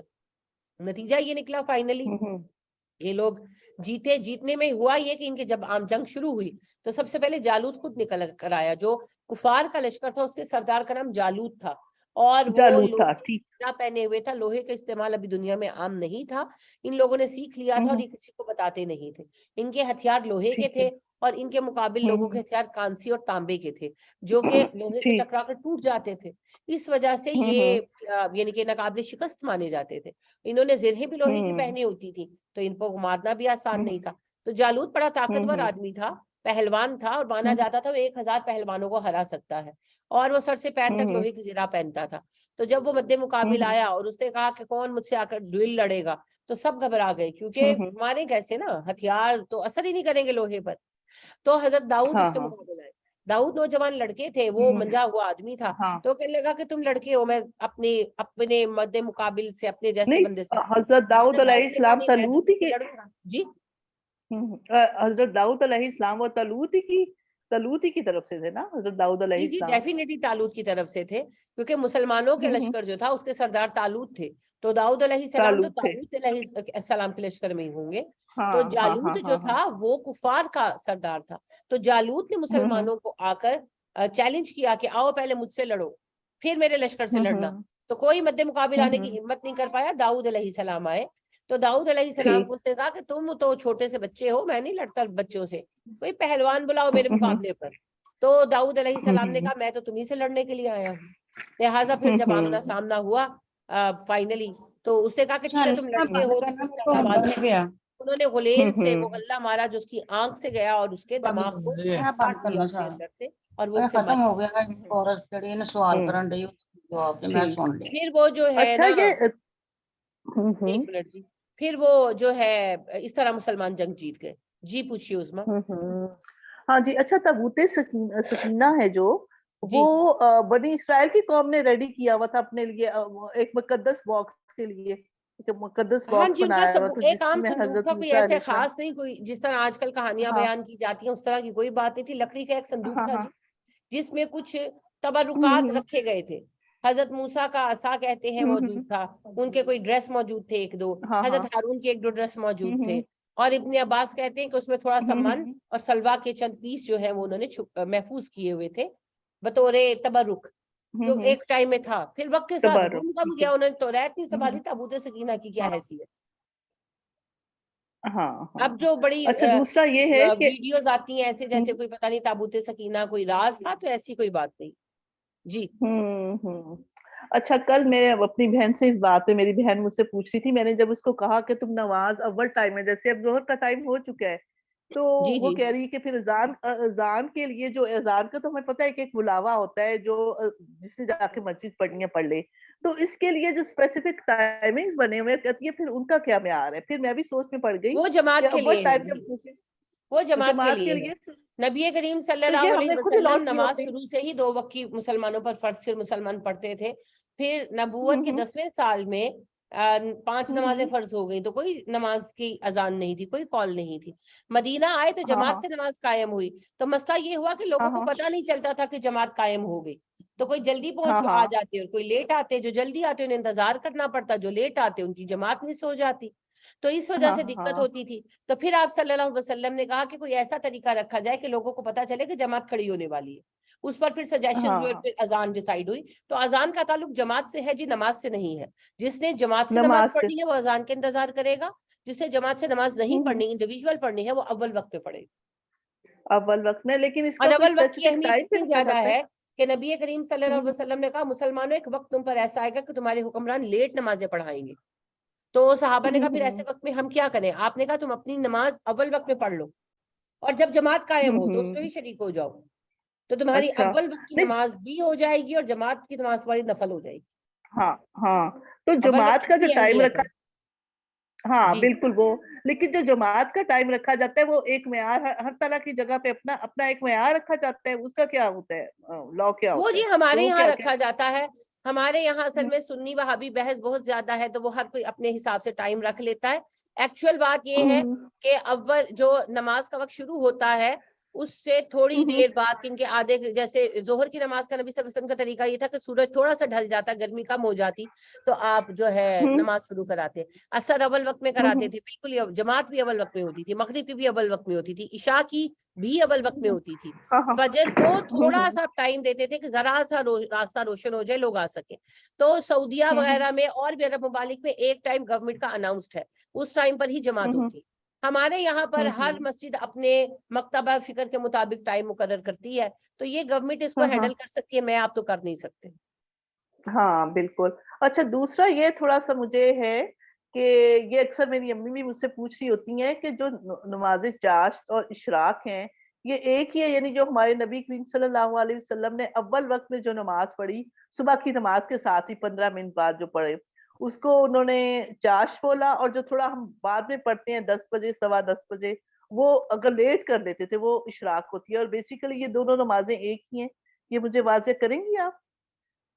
چاشت کے نفل الگ ہیں جی، اشراق کے الگ ہے۔ اشراق اور ضحیٰ اور اچھا اوابین ایک ہے، یہ 3 نام ایک اچھا ہی نماز کے ہیں، چاشت، ضحیٰ، اوابین۔ اشراق الگ ہے، اچھا اشراق ہے سورج کے نکلتے ہی جو پڑھے جاتے ہیں 2 نفل، اچھا اگر آپ ٹھیک نے ہے وہیں پر بیٹھ کر وہ وقت گزارا اور سورج کے نکلتے ہی ادا کیے تو پھر ایک عمرے کے برابر ثواب ہے۔ اور اگر ٹھیک ہے ایسا نہیں کیا اور اٹھ کر کاموں میں لگ گئے اور پھر آپ سورج نکلتے ہی 2 ہوں نفل پڑھے، تب بھی ان کا اجر یہ ہے کہ نبی صلی اللہ علیہ وسلم نے فرمایا دن نکلتے ہی ہر جوڑ کا صدقہ واجب ہوتا ہے، تو جو یہ 2 رکعت نفل پڑھتا ہے اس کے طرف سے ہی صدقہ ادا ہو جاتا ہوں ہے۔ اور جو چاشت ہے یہ سورج کے خوب ہوں روشن ہونے کے بعد پڑھی جاتی ہے، نبی اکرم صلی اللہ علیہ وسلم خود ہوں بھی پڑھتے تھے اور صحابہ کو بھی حکم دیتے تھے۔ لہٰذا اما ہوں عائشہ کہتی ہیں کہ مجھے جو چاشت کی نماز کی نبی صلی اللہ علیہ وسلم نے نفلوں کا حکم دیا، اگر میرے ماں باپ بھی زندہ ہو کر آ جائے ان کو ملنے کے لیے بھی میں وہ نہیں چھوڑوں گی۔ ابو ہریرہ کہتے ہیں کہ نبی اکرم صلی اللہ علیہ وسلم نے مجھے 3 باتوں کا حکم دیا، وطر کا، ہوں اور اچھا جو ہے ایک چیز آپ دیکھیں میرے دماغ سے ابھی کہ بھی سلپ ہو گئی، اور ایک جو ہے یہ نماز ضحیٰ کا، ٹھیک ہے۔ تو نماز ٹھیک ہے ضحیٰ جو ہے یا چاشت، نماز ضحیٰ، چاشت کی نماز، ہاں اوابین کی نماز، یہ 3 نمازیں ایک ہے۔ اشراق الگ، اشراق سورج اچھا نکلتے اشراق ہی پڑھی جاتی ہے سورج کے تیز اچھا ہونے سے پہلے، اور چاشت جو ہے ہوں سورج کے تیز ہونے کے بعد سے ظہر تک کسی بھی ٹائم آپ پڑھ سکتے ہیں۔ اچھا جو نماز چاشت ضحیٰ کے جو چاشت ہے کا 4 کم از کم پڑھے جاتے ہیں اور 8 یا ہوں 12 بھی پڑھے جاتے ہیں، تو جس کو جو ٹھیک ہے آسانی لگے۔ ٹھیک ہے۔ اچھا چاشت ضحیٰ اور اوابین یہ تینوں ایک ہی نماز یہ کے ایک ہی نام ہیں؟ نماز کے نام ہے۔ اچھا کچھ لوگوں کا یہ کنسپٹ وہ مغرب کے بعد پڑھ رہے ہوتے ہیں یا اوابین کے ہیں، وہ غلط یہ فہمی نہیں ہے، نا، نبی اکرم صلی اللہ علیہ وسلم غلط نے فہمی فرمایا ہے۔ الضحیٰ ہی الاوابین، ضحیٰ کی نماز ہی اوابین کی نماز ہے۔ ہوں अच्छा, मगरिब के बाद जो फिर हम नफल नहीं, जैसे हम 3 फर्ज पढ़ के और 2 सुन्नत पढ़ लेते हैं, तो नफल पढ़ सकते हैं फिर हम लोग? जी जी पढ़ 2 सकते हैं। नफल जैसे सहाबा जब पढ़ मस्जिद सकते। नबवी में आते नमाज पढ़ने के लिए मगरिब की नमाज अदा करके, तो वो फिर नवाफिल पढ़ते इशा तक। क्यों पढ़ते? क्योंकि टाइम होता था और घर जाकर वापस ठीक आने में ईशा का वक्त हो जाता था, तो वो फिर वहीं ठीक रुकते और ठीक नफल पढ़ते रहते। तो आप मगरिब से ईशा के दौरान जो चाहें इबादत करें, नफल पढ़ सकते हैं, फारिग हैं तो जरूर पढ़ें। ठीक ठीक। अच्छा, थोड़ा सा मैंने कुरान ऑनलाइन में भी ये क्वेश्चन किया था, शायद आपने उसका आंसर किया हो और मैं सुन नहीं सकी, कि एक दिन हम आप जो सैटरडे लेती हैं नाइट क्लास, उसमें हम कनीजों का डिस्कस कर रहे थे, कनीजों से निकाह। ठीक है, तो कनीजों से निकाह करने में क्या मकसदियत होती थी, कि वो बाहर ना जाएं या ऐसे जना ना फैले, या क्या होता था, इसका मकसदियत क्या होती थी? इजाजत दी है अल्लाह कि पाक ने। अल्लाह ने कहा कि जो मर्द हजरात इतने पैसे वाले नहीं हैं कि वो शादी कर सकें किसी अच्छी आला खानदान की खातून के साथ, उनको इजाजत है, वो मुसलमान कनीजों से भी शादी कर सकते हैं।